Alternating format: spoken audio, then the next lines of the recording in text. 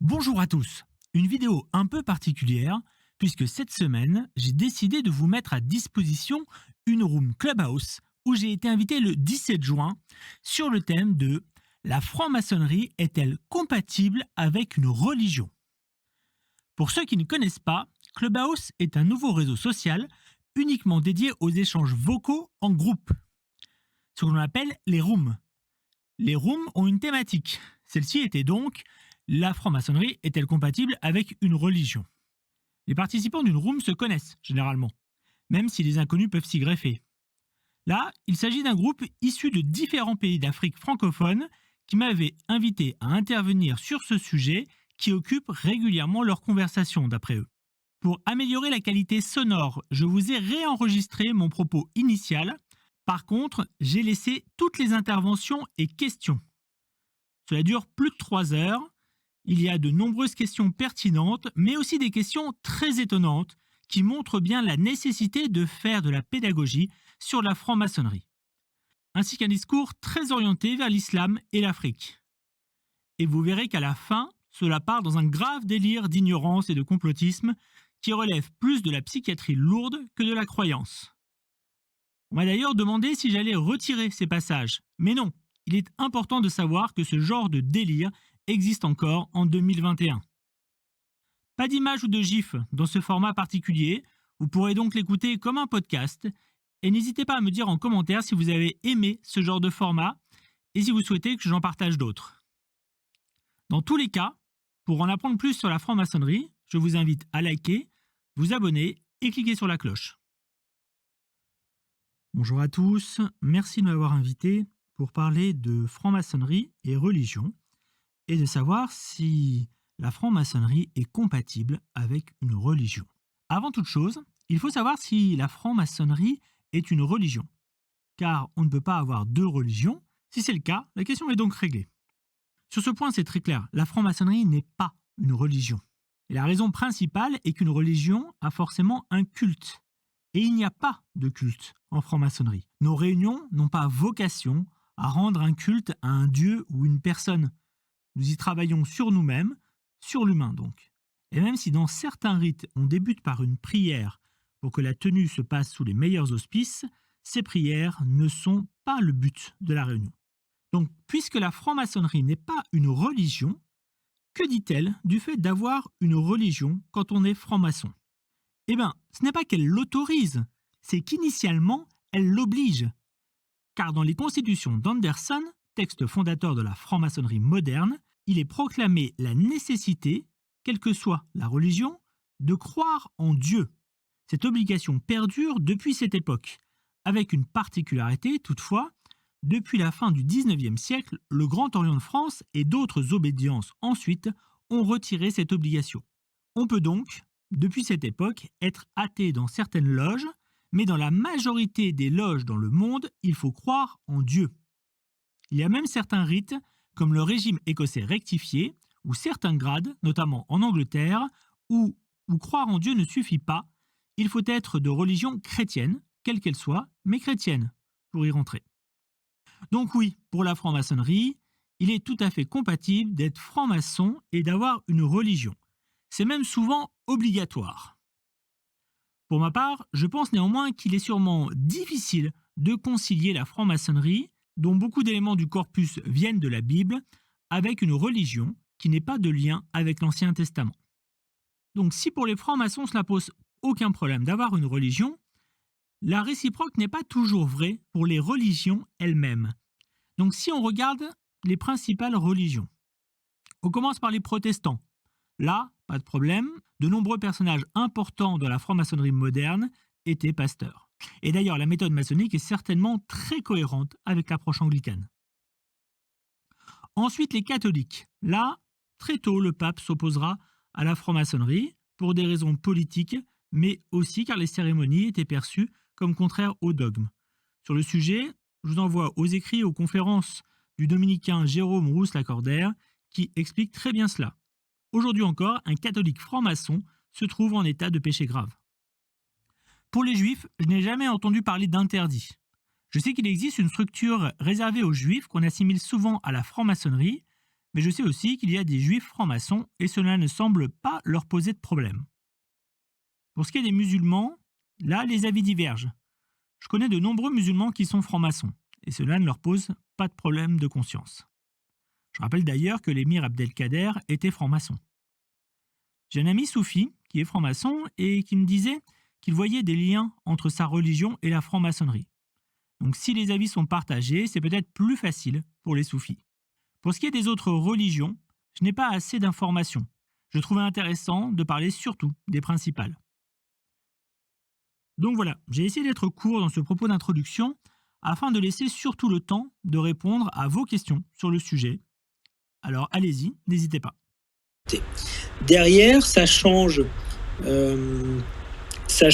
des manières de se déplacer dans le temple, ça change la décoration du temple. Par exemple, Memphis Misraïm, donc les rites égyptiens, vont être très tournés vers l'Égypte et vers ce lien dont je parlais tout à l'heure, qui est un lien un peu fantasmé avec les constructeurs de pyramides. Vous allez avoir le RER, donc le rite écossais rectifié, qui lui va être un rite, on va dire, plus chevaleresque, qui va renvoyer notamment, non pas aux Templiers, mais aux chevaliers de l'époque du XVIIe, XVIIIe siècle. Vous allez avoir le rite émulation, qui est le rite pratiqué majoritairement en Angleterre, qui là, lui, va être très dépouillé et très tourné vers la Bible. Donc, en fait, chaque rite a ses spécificités dans leur vision, pas tellement, c'est-à-dire qu'on est toujours dans l'idée de se perfectionner soi-même, de s'améliorer, de travailler sur des morales, mais par contre la légende entre guillemets qui est développée, l'histoire qui est développée peut être un peu différente et les règles de fonctionnement peuvent être un peu différentes. Mais franchement, quand on est à l'intérieur, c'est intéressant de regarder toutes ces différences. En pratique, si je vous dis que dans un rite, on marche toujours en commençant par le pied droit, et dans un autre, on commence toujours par le pied gauche, voilà, ça change pas grand-chose au quotidien, et les rites ne sont pas si différents que ça quand on est de l'extérieur. Après, à l'intérieur, on aime bien cette petite variation, et puis de se dire, bah tiens, s'il commence par le pied droit, qu'est-ce que ça veut dire le côté droit? Qu'est-ce que ça veut dire commencer par le pied droit? Le pied gauche, qu'est-ce que ça veut dire? Voilà, il y a une signification, il y a une symbolique qui peut être intéressante, mais ça change pas beaucoup. Derrière, c'est toujours se perfectionner. On passe toujours par les 3 premiers grades qui sont apprenti, compagnon et maître. Quel que soit le rite, on a toujours ces 3 premiers grades-là. Et après, dans ce qu'on appelle les hauts grades, on peut avoir des fonctionnements différents, des noms de grades différents et une légende un peu différente, puisque les Égyptiens vont nous parler beaucoup d'Égypte, les Anglais vont nous parler beaucoup de l'Ancien Testament, donc émulation, c'est l'Ancien Testament surtout, le RER et le rite écossais ancien accepté vont parler de l'Ancien et du Nouveau Testament, etc. Voilà, donc chacun un peu sa composante un petit peu différente, mais ça ne change pas fondamentalement la franc-maçonnerie. D'accord, merci. Aziz. Bonsoir, monsieur Franck. J'ai une question pour vous.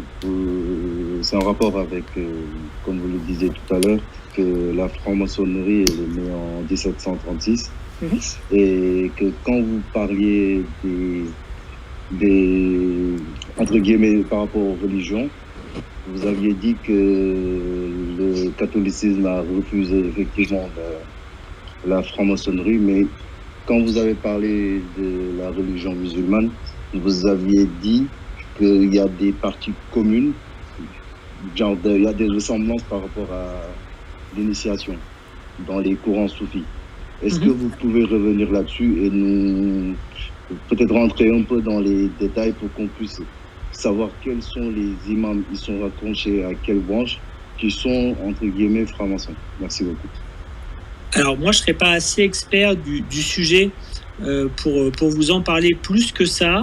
Il existe quelques livres et quelques conférences sur le soufisme et la franc-maçonnerie. Mais vraiment, je ne suis pas assez expert. Je vais vous dire des erreurs.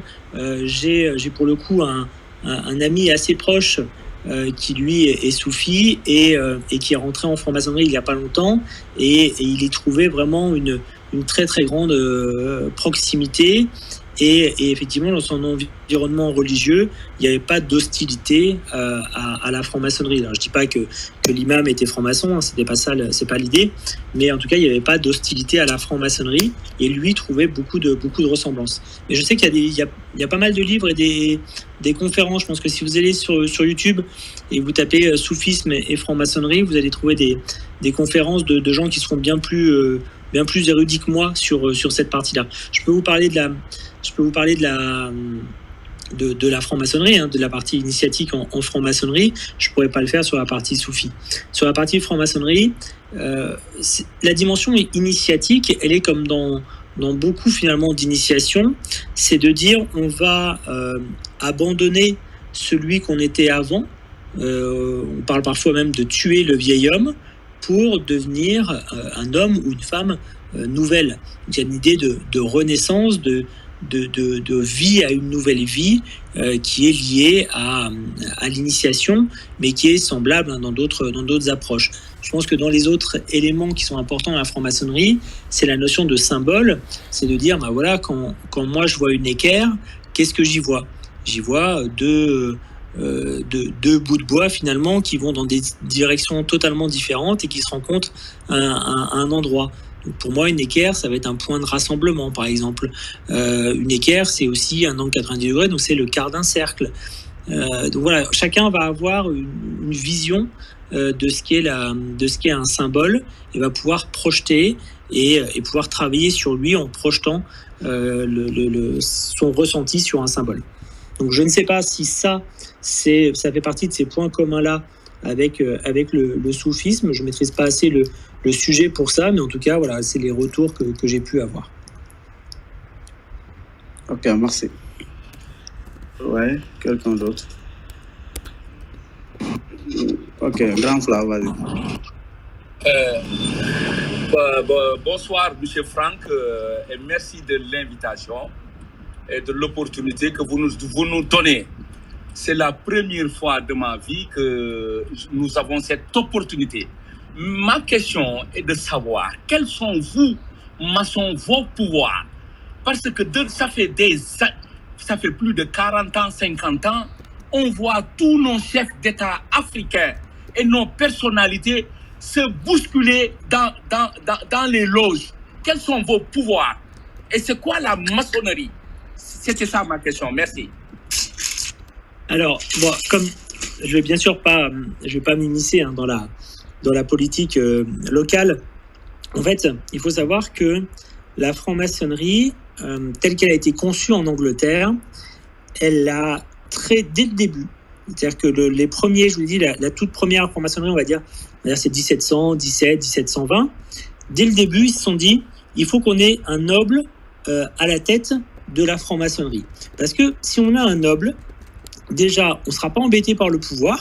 Parce que quand la franc-maçonnerie est née en Angleterre, il vient d'avoir toutes les rébellions entre les stuartistes et jacobites, etc. Donc il y a eu pas mal de guerres de religion, finalement, en Angleterre. Et donc, ils ont besoin de stabilité. Donc, le fait de dire, on va prendre un noble à notre tête, ça permet d'avoir une grande stabilité. Et puis, aussi financièrement, puisque à la base, la franc-maçonnerie, c'est un truc d'entraide, d'avoir un noble donc avec de l'argent à la tête de la franc-maçonnerie, ça fait que si jamais on a besoin d'argent, il nous en donnera. Donc c'est comme ça que finalement la franc-maçonnerie est née, et c'est comme ça qu'en Angleterre, la franc-maçonnerie a toujours été, depuis cette période-là, dirigée par un noble, généralement proche de la famille royale. Il faut savoir que aux alentours de 1810, il existe en Angleterre deux grandes loges, deux obédiences, deux grandes loges qui se font un peu la guerre. Et en fait, le roi à l'époque met un de ses fils grand maître d'une des obédiences, son autre fils grand maître de l'autre obédience, et hop, il réussit à réunir les deux. Et donc vraiment, proximité avec le pouvoir très très très très très proche en Angleterre. Et ensuite, la franc-maçonnerie s'est développée dans différents pays, et les Anglais reconnaissent généralement une seule obédience par pays. Et donc, il y a une obédience qui est finalement plus importante que les autres parce qu'elle est reconnue par les Anglais. Et à partir du moment où vous êtes reconnu par les Anglais, ça veut dire que vous êtes reconnu par au moins une grande loge dans chacun des pays. Donc, c'est la maçonnerie la plus répandue dans le monde. Donc, il est important d'être, si on veut être mis en avant, il est plutôt important d'être dans cette maçonnerie très répandue dans le monde plutôt que la maçonnerie française où je vous ai dit, nous on représente 5% de ce qui se passe dans le monde, donc c'est pas très important. Et donc, suivant un peu cette tradition, peut-être un peu trop cette tradition, mais c'est chacun son point de vue, dans beaucoup de pays d'Afrique notamment, en fait, celui qui est le grand maître, c'est généralement, non, mais en tout cas, c'est régulièrement le chef de l'État. Et en fait, c'est un pouvoir honorifique. En Angleterre, le patron, c'est le duc de Kent. Le duc de Kent, ça fait bien longtemps qu'il n'a pas dirigé une tenue. Ça fait bien longtemps qu'il n'est pas vraiment allé. C'est pas lui qui dirige, en fait, au quotidien. C'est juste son nom qui est utilisé. Et a priori, dans beaucoup de pays d'Afrique, c'est aussi un peu la même. À titre honorifique, on va placer le dirigeant comme grand maître, mais au quotidien, c'est pas forcément lui qui le fait. Voilà. Et après, pourquoi autant de dirigeants s'y pressent ? Je pense que cette reconnaissance internationale, elle est intéressante pour les dirigeants.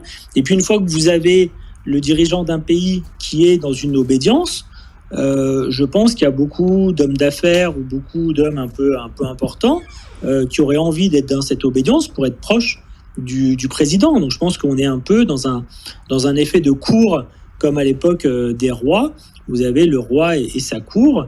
Et pour moi, la franc-maçonnerie, elle a un peu aussi, malheureusement, ce rôle-là dans certains pays. Donc voilà, et c'est là où il ne faut pas se tromper, c'est pas parce que on est en franc-maçonnerie qu'on a, entre guillemets, des pouvoirs, de l'argent, etc.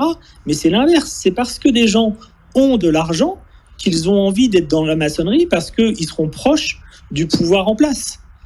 Et c'est plutôt dans ce sens-là que ça se passe. Et pas l'inverse. Aujourd'hui, vous verrez jamais quelqu'un qui n'a pas d'argent, a pas grand-chose, rentrer en maçonnerie et du jour au lendemain ou rapidement devenir riche ou devenir puissant. C'est pas vrai. Ça n'existe pas. Il y en a certains qui vont le faire miroiter, mais c'est pas vrai. Ceux qui rentrent en franc-maçonnerie sont déjà soit des gens installés, parfois même puissants, ou même pas forcément puissants. Certains vont rentrer sans être très, très fortunés, mais la maçonnerie ne va pas leur apporter quelque chose. Va pas leur apporter en tout cas de l'argent ou du pouvoir. Ça va leur apporter intellectuellement, mais pas là-dessus. Donc je pense que parfois, dans certains pays, je ne vais pas citer ce que je ne connais pas assez bien, mais dans certains pays, je crois qu'on mélange un petit peu les choses et on mélange un peu le pouvoir politique avec la maçonnerie qui a une vertu, simplement, encore une fois, de travailler sur soi. On parle pas mal de développement personnel. Franchement, la franc-maçonnerie, c'est ça. C'est du développement personnel. C'est essayer d'être un peu meilleur, essayer de savoir un peu prendre la parole en public, de pas s'emporter, de pas s'énerver tout le temps, etc. Voilà, la franc-maçonnerie, elle va aider surtout à ça et pas au reste. Merci. Ok, Choupa, vas-y. Grand, vas-y. Après Choupa. Non, Choupa d'abord. Moi, j'ai déjà parlé. Vas-y, c'est ça. Non, vas-y, grand méthode, vas-y. Choupa, t'es là? Oui, vas-y. Voilà. En fait, moi, je voulais relever quelque chose que je pense être une incohérence, en fait. Comment une seule âme peut être fidèle à 2 maîtres? C'est-à-dire, même si une loge accepte que ses adeptes aient une foi, du point de vue religieux, je veux dire, comment une seule âme peut être fidèle au grand architecte de l'univers, je ne sais qui il est pour vous, et à Allah pour le musulman, par exemple? Moi, je trouve ça un peu incohérent, quoi. C'est-à-dire que je me dis, d'un moment à l'autre de la vie, il faudra que l'individu fasse un choix, par exemple. À moins que j'ai mal compris, mais moi, j'ai toujours trouvé ça comme impossible, quoi. L'autre chose que je voulais relever, c'est que la similitude que vous semblez faire entre la mort symbolique du soufi et ce que vous dites être la mort symbolique du maçon, mais c'est pas la même chose. La mort symbolique du soufi, c'est du dépouillement de soi. Et je me dis que les maçons, ils ne meurent pas comme ça. C'est-à-dire que la mort symbolique du maçon ne fait pas de lui quelqu'un qui tourne le dos au monde terrestre. Sinon, on ne vous aurait pas accusé de vouloir diriger le monde et de vouloir vous accaparer de toutes ces richesses, par exemple. Ça, c'est juste des interrogations auxquelles je voudrais que vous apportiez des éclaircissements. Alors, l'autre question n'est pas de moi, mais c'est un message que j'ai reçu. Il y a quelqu'un de l'assistance qui voudrait savoir quel est votre grade. Merci. Alors, ok. Alors, sur le soufisme, alors, moi, je vous ai dit, moi, j'y connais pas grand-chose, je vous dis juste que je les ai entendus. Par contre, ce que vous me dites, vous parlez effectivement d'un dépouillement, c'est exactement la même chose en franc-maçonnerie. En franc-maçonnerie, on parle d'un dépouillement des métaux, c'est-à-dire qu'on doit laisser les métaux en dehors du temple. Les métaux, c'est à la fois physiquement, l'argent, tout ce qui est matériel, et aussi ce qui nous rattache au monde. Donc il y a cette notion de dépouillement est extrêmement présente en franc-maçonnerie et tout au long des grades en franc-maçonnerie. Donc je ne sais pas si le parallèle est bon avec le soufisme. Encore une fois, je ne maîtrise pas assez le soufisme là-dessus, mais en tout cas sur l'approche maçonnique de l'initiation, on est vraiment dans une idée de dépouillement. Je disais de tuer le vieil homme, donc c'est vraiment laisser ce qu'on a été, mais aussi laisser la dimension matérielle. La notion de laisser les métaux à la porte du temple, ça revient très très très souvent dans les rituels maçonniques, et on est toujours dans cette notion de combattre les passions, donc de combattre ce qui va animer l'envie, le besoin et tout ça, et d'être et de cultiver la vertu. Donc par rapport à ce que vous me dites, au contraire, je trouve que c'est assez proche. Sur la partie 2 mètres, en fait, quand on dit grand architecte de l'univers, moi qui suis croyant, pour le coup, le grand architecte de l'univers, pour moi, c'est Dieu. Il y a pas c'est pas un deuxième Dieu, un deuxième maître, etc. Ça a rien à voir. Pour moi, c'est Dieu et point barre. Il y a pas de deuxième, et dans tous les grades que j'ai pu faire, il n'y a jamais un moment un deuxième Dieu. Le grand architecte, c'est Dieu, c'est le Dieu de la Bible, et pour moi, il n'y a pas de discussion. Par contre, je peux très largement comprendre que, d'une part, ce que moi je vous dis là, et ce que je ressens par rapport au grand architecte, d'autres estiment pas du tout que ce soit compatible. Ça, il n'y a aucun problème, puisqu'il y a plein de loges, notamment au Grand Orient de France, où il n'y a pas de grand architecte. Le grand architecte de l'univers, c'est dans certains rites et dans certaines loges, mais il existe beaucoup de loges où il n'y a pas de grand architecte de l'univers. Donc quelqu'un qui trouverait ça incompatible, et ça je peux le concevoir, peut très bien aller dans une loge où il n'y a pas le grand architecte de l'univers. Et je pense notamment, dans certains rites, je disais tout à l'heure, il y a des rites où il faut être chrétien. Moi, je sais que j'ai rencontré quelqu'un qui est juif et qui est allé dans un de ces rites-là, et on ne l'a pas prévenu que c'était vraiment chrétien. Et à un moment, il est parti, il était vraiment dégoûté parce que non, ce n'était pas compatible, ce qui était dit n'était pas compatible avec sa foi. Alors que s'il était allé dans un autre rite qui aurait été moins chrétien, moins marqué par la chrétienté, notamment s'il était parti par exemple au rite égyptien, ça n'aurait pas du tout heurté son côté religieux.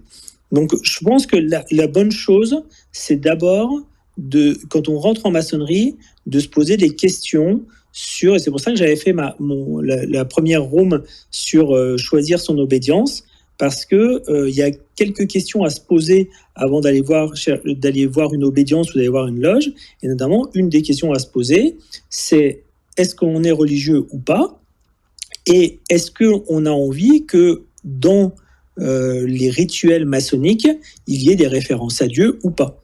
Et quelle que soit la réponse, il y a une obédience qui répond à ça, qui est soit avec le grand architecte, soit sans le grand architecte. Voilà, donc pour moi, pas incompatible, mais c'est aussi plus simple, entre guillemets, pour moi, qui suis chrétien, parce que effectivement, c'est basé sur la Bible.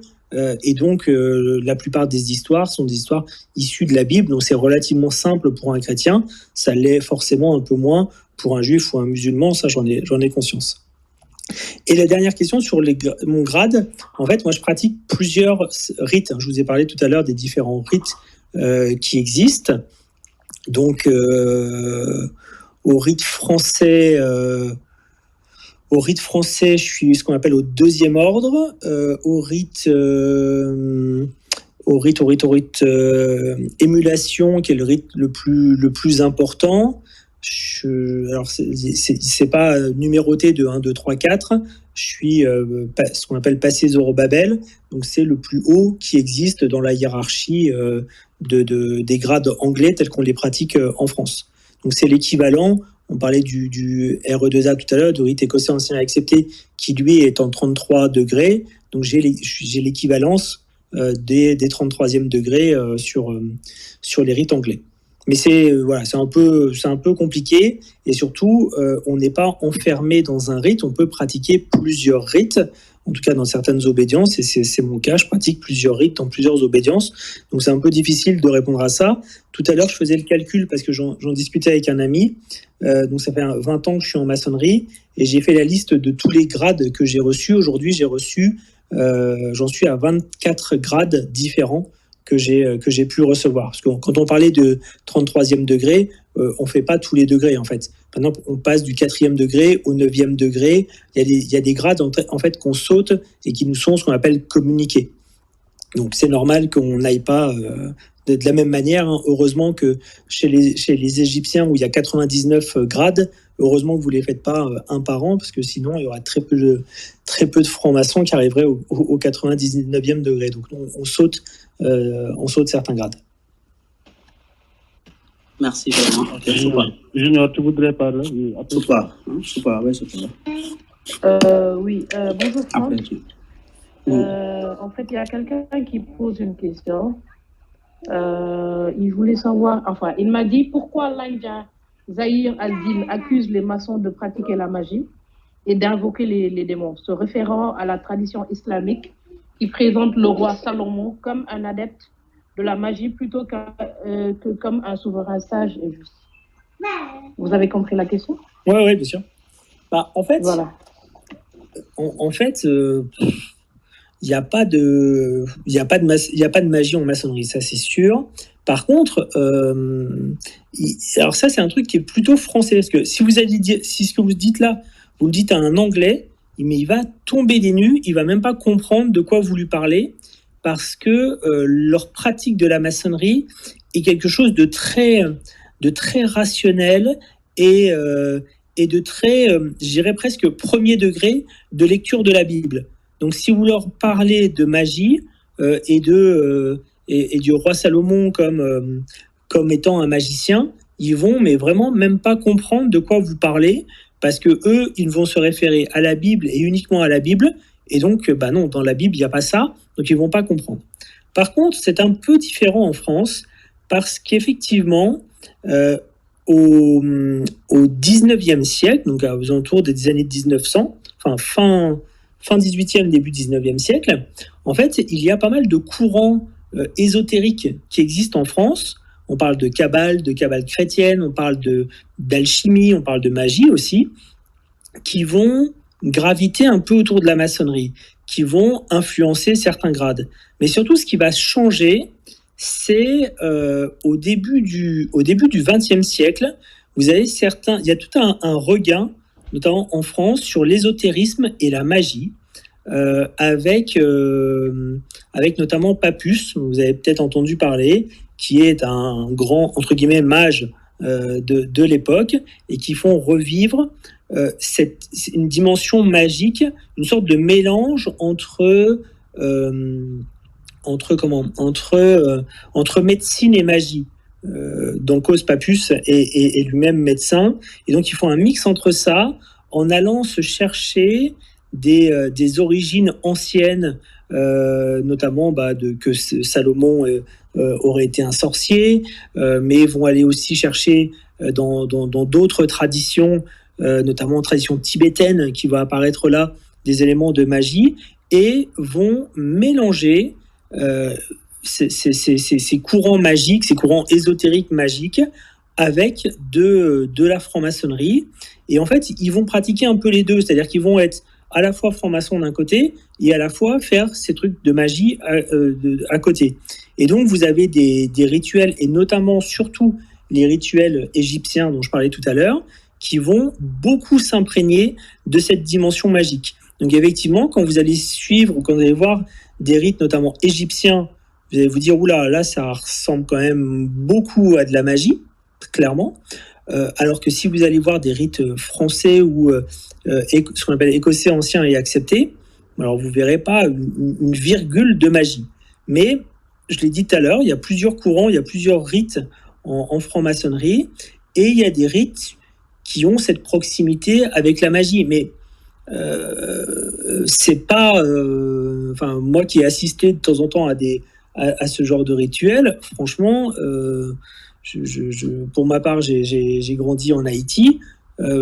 J'ai vu plus de choses vaudou en Haïti que je pourrais jamais le voir dans une loge maçonnique. Hein. Loge maçonnique, c'est pas de la magie, ils jouent quoi, entre guillemets. Je sais pas si c'est très clair. Ok, merci. Donc, j'ai une question. Hein. Quelles sont vos politiques de recrutement pour élargir vos loges et qui sont vos cibles? Après, il y a le reste, il y a une source. Si vous avez des questions, vous pouvez envoyer sur Instagram. Après, je vais lire quoi. C'est mon bio.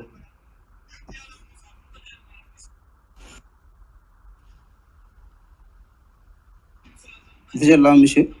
Oui, j'ai pas entendu la question, pardon. Quelles sont vos politiques de recrutement? Ah, politique de recrutement. Ouais, alors, pour élargir vos loges, et qui sont vos cibles? Alors, politique de recrutement. En fait, il n'y a pas vraiment de politique de recrutement et à la fois, il y en a une. Alors, il y a une importance quand même, quand vous appartenez à un groupe, quel qu'il soit, c'est que le groupe continue d'exister. On ne parle pas que le groupe devienne énorme, mais quand même, il faut la suite. Et en franc-maçonnerie comme ailleurs, on a aussi des frères qui sont assez âgés. Donc, certains décèdent, certains vont en retraite à l'autre bout de la France ou à l'autre bout du monde, et il faut, entre guillemets, les remplacer. Donc, si on veut survivre, comme tous les groupes, il faut qu'on recrute. Ce serait faux de vous dire non, le recrutement, on n'en a rien à faire, ça ne nous intéresse pas, ça machin, etc. C'est pas vrai. Toutes les loges ont besoin de continuer à exister et donc ont besoin de recruter. Par contre, et donc ce qu'on fait surtout, il y a deux choses. On pousse chacun à regarder autour de soi si on estime qu'il y a des gens qui auraient un intérêt à la franc-maçonnerie. Par exemple, pour moi, je suis allé aujourd'hui avec un ami que je connais bien, qui s'intéressait un peu à la franc-maçonnerie. Je suis allé visiter le musée du Grand Orient de France avec lui aujourd'hui. Est-ce qu'un jour il deviendra franc-maçon? Je ne sais pas. Mais en tout cas, je participe à ce que quelqu'un que je trouve très bien et qui, à mon sens, serait très bien en franc-maçonnerie, en apprenne un peu plus sur la franc-maçonnerie. Et si un jour il me dit qu'il a envie de rentrer, je serais très heureux de le parrainer parce que je le connais bien. Donc on a chacun ce rôle-là de regarder autour de soi quelqu'un qui nous paraîtrait devenir demain un franc-maçon de qualité. Mais ça, c'est valable que pour les gens qu'on connaît bien. C'est-à-dire que je ne vais pas croiser quelqu'un dans la rue et lui dire tiens, lui, je pense que ce serait un bon franc-maçon, il faut qu'il vienne. De la même manière, je ne vais pas me dire tiens, je travaille dans une entreprise, mon patron, il a une bonne position, je vais le pousser à devenir franc-maçon.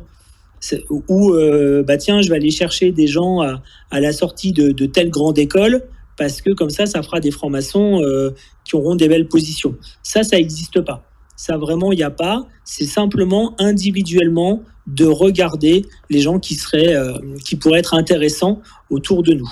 Mais le parrainage, c'est pas la seule manière de rentrer en franc-maçonnerie. Aujourd'hui, en franc-maçonnerie, il est de plus en plus courant que les candidatures spontanées soient lues et donne lieu à des initiations. C'est-à-dire que n'importe qui peut écrire à une obédience de son pays de résidence, parce que ça fonctionne par pays de résidence. C'est-à-dire que aujourd'hui, moi je suis en France, je ne peux pas être dans une loge en Allemagne ou me faire initier en Espagne. Ça ne fonctionne pas. Il faut vraiment que ce soit le pays de résidence. Donc, n'importe qui peut écrire dans son pays de résidence à l'obédience qui lui semble le mieux lui convenir, en expliquant quelles sont ses motivations. Et maintenant, aujourd'hui, quasiment toutes les obédiences répondent assez vite. Et s'ils trouvent la démarche pertinente, vont transmettre cette demande à une loge proche du domicile de où réside la personne. Et puis, le processus va suivre son cours. Donc, le processus, quand on demande à rentrer, c'est on envoie une lettre. Cette lettre, elle est lue en loge. On a ce qu'on appelle 3 enquêteurs, 3 personnes qui sont désignées pour venir nous rencontrer. Alors, on les rencontre à tour de rôle, ils nous posent plein de questions. Une fois qu'ils ont posé les questions, les réponses qu'on a fournies seront lues en loge, et on rentrera en loge avec un bandeau sur les yeux, ce qu'on appelle le passage sous bandeau, et plein de questions vont nous être posées sur qui on est, ce qu'on fait, ce qu'on a envie de faire, pourquoi on a envie d'être en maçonnerie et tout ça. Donc plein de questions vont être posées, et puis à l'issue de ça, il y a un vote dans la loge, et il faut qu'il y ait bien plus que la majorité pour que la personne puisse entrer, et donc il y aura l'initiation quelque temps après. Mais encore une fois, on peut avoir ça en ayant une candidature spontanée, et par contre, ce ne sont pas les obédiences qui vont aller chercher ou qui vont aller cibler tel ou tel type de personne. Ça n'existe pas. Il y a eu un scandale il y a quelques années en France.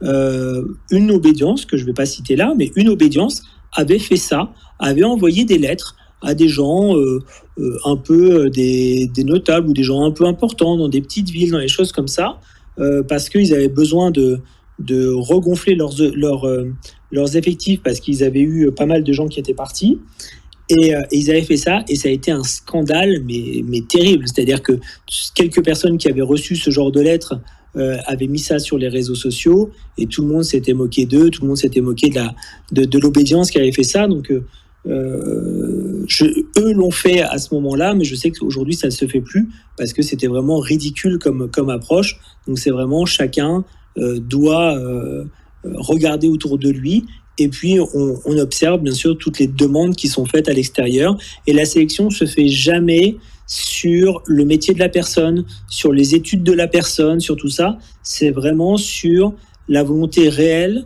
de rejoindre la franc-maçonnerie dans un but de travailler sur soi et d'essayer de s'améliorer un petit peu. Ok, merci. Je vais bien répondre à ma question. Ok, j'ai une question. Après Henri. Ok. Bonjour à tous, merci Franck de nous avoir fait un petit exposé sur la franc-maçonnerie, et j'ai quand même pris pas mal de notes. Je pense que je vais poser ma question plus tard à la fin. Vous avez parlé tout à l'heure que l'histoire de la franc-maçonnerie avec le soufisme, je vais y en venir, et aussi que les rites, par exemple, les obédiences sont ouverts, on peut visiter, et pour entrer, il faut faire de l'entretien, ainsi de suite. Et tout à l'heure, vous avez même donné l'exemple du salarié, que vous préférez un salarié qualifié, même s'il n'est pas franc-maçon, que notre salarié. Moi, je vais essayer d'être un petit peu à l'opposé pour vous dire qu'en France, quand même, on dit que la franc-maçonnerie, je te donne juste l'exemple de la politique, que la franc-maçonnerie n'a pas de parti politique.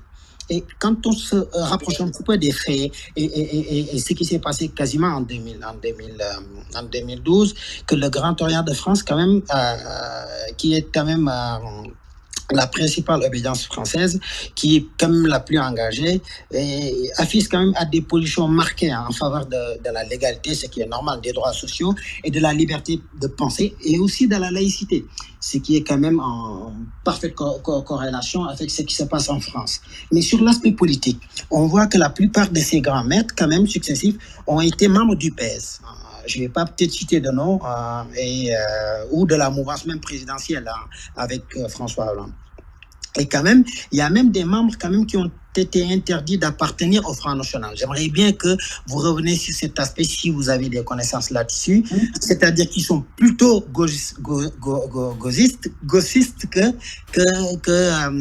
l'extrême droite. Ça, c'est une petite question après. Et la seconde question est l'aspect que tu as soulevé tout à l'heure, si je me permets de te tutoyer, le franc-maçonnerie et le soufisme. Et quand la personne est libre, que vous dites que la franc-maçonnerie, quand tu es dans les loges, il y a des normes, mais quand vous êtes sorti, vous êtes libre de pratiquer, par exemple, votre religion, votre sport, ou vous appartenir à n'importe quel parti politique. Une personne qui est musulmane, qui aujourd'hui croit à des dogmes, des choses qui ne changent pas, des choses qui ont été définies, et que derrière, elle croit à autre chose, à un lobby ou des intérêts communs avec un groupe qui s'appelle la franc-maçonnerie, qui défend d'ailleurs, par exemple, le mariage pour tous, qui ont quand même défendu l'interdiction, par exemple, du port de la burkini, et prôné par le déport de la... En plus, ils prônent la constitutionnalisation de la loi de 1905, que tout le monde sait, la séparation de l'État et des églises et de l'État. Ce musulman-là, comment il pourra se positionner, en fait? Sa religion lui dit, ça, on te l'interdit. Il appartient à un autre groupe qui vous dit, par contre, nous, on prône que le mariage pour tous existe. Des hommes peuvent se marier, des femmes, entre femmes peuvent se marier. Ça, c'est un problème. Secondo, quand vous dites que les gens sont libres et qu'il n'y a pas de cooptation, vous avez donné l'exemple de votre salarié tout à l'heure.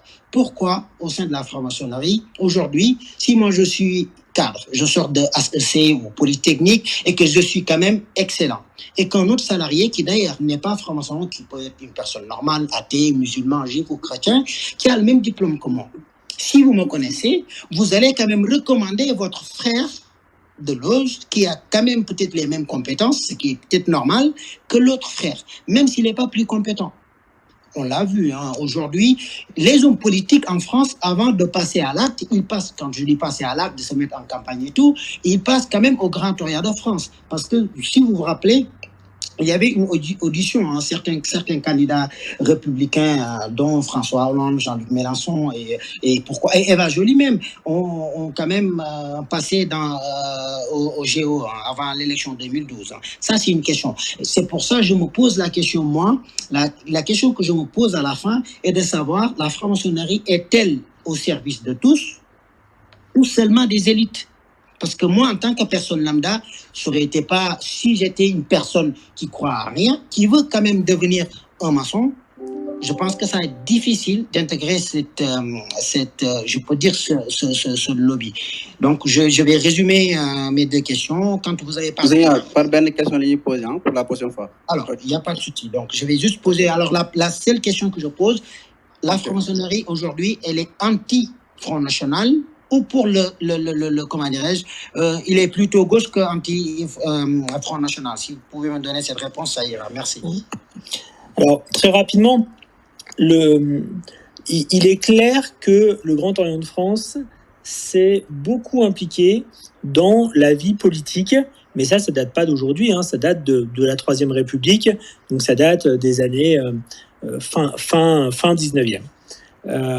Effectivement, la loi de séparation de l'État, les lois sur la sécurité sociale, les lois sur plein de choses, la franc-maçonnerie a été présente. En fait, pas vraiment la franc-maçonnerie, le Grand Orient de France. Le Grand Orient de France, depuis la fin du 19e siècle, a une volonté de progrès social. C'est-à-dire qu'ils ont transformé, ça s'est fait tout au cours du 18e siècle, du 19e, ils ont transformé cette idée de travailler sur soi-même en travailler sur soi et améliorer la société. Et donc, il y a une implication politique de plus en plus forte de la part du Grand Orient de France, avec du positif, avec du négatif, avec plein de choses, mais une certaine implication politique, ça c'est vrai. Et oui, le Grand Orient de France est plutôt réputé pour être à gauche, plutôt socialiste, parce que plutôt dans cette mouvance humaniste, même si en pratique, je connais des gens de droite qui sont au Grand Orient de France. Et par contre, si on veut rester un peu dans cette, entre guillemets, caricature politique, dans cette organisation politique, on va dire, à l'inverse, vous avez l'obédience telle que la GLNF, qui est l'obédience qui est reconnue par les Anglais, où là, on est quand même beaucoup plus à droite qu'à gauche. Vous n'aurez pas trop de socialistes à la GLNF. Donc en fait, vous avez effectivement certaines obédiences plus ou moins marquées. Par exemple, la GLNF, où je dis, qui est plutôt à droite, elle ne va jamais s'impliquer dans la politique. La GLNF, vous ne les verrez jamais avoir un avis sur le mariage pour tous, sur machin, etc. Pour eux, c'est incompatible d'être en franc-maçonnerie et d'avoir un avis politique revendiqué comme ça.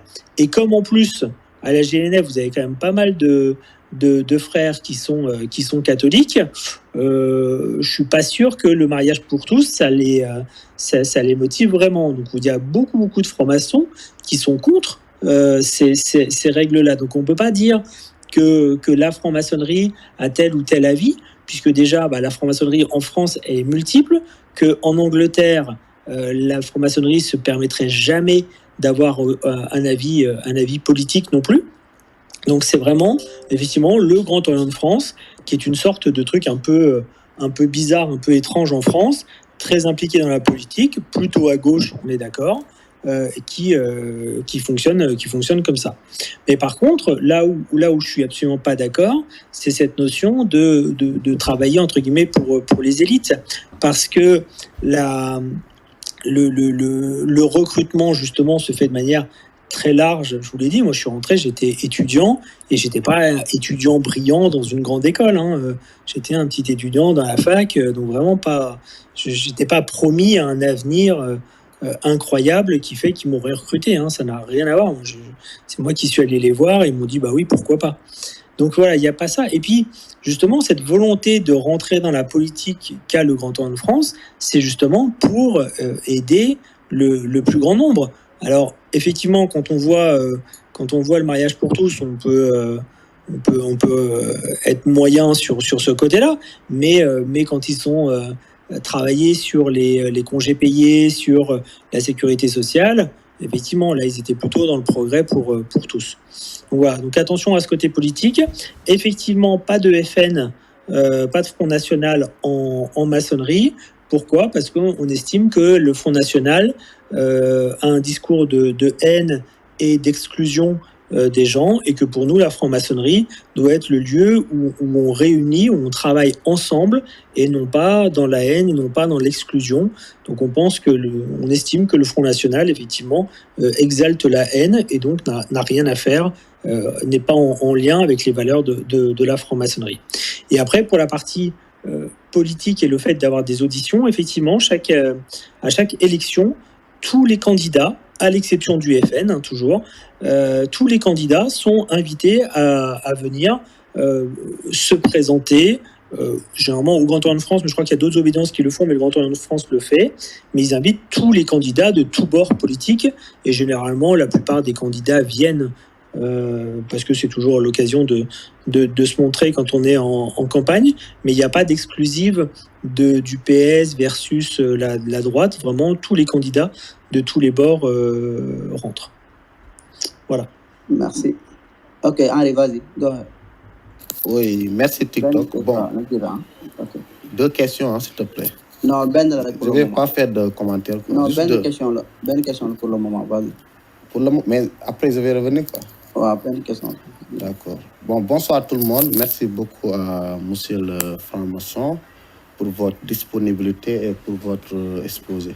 Du coup, j'ai une question pour vous. C'est quoi la finalité de la franc-maçonnerie pour les croyants? Donc, c'est quoi la finalité de la franc-maçonnerie pour les croyants? Alors, la franc-maçonnerie, c'est s'améliorer soi-même, ça c'est sûr. C'est d'essayer de se perfectionner, d'essayer de mieux comprendre la morale. Et je dirais que pour un croyant, c'est, moi je le vois, mais alors c'est dans une vision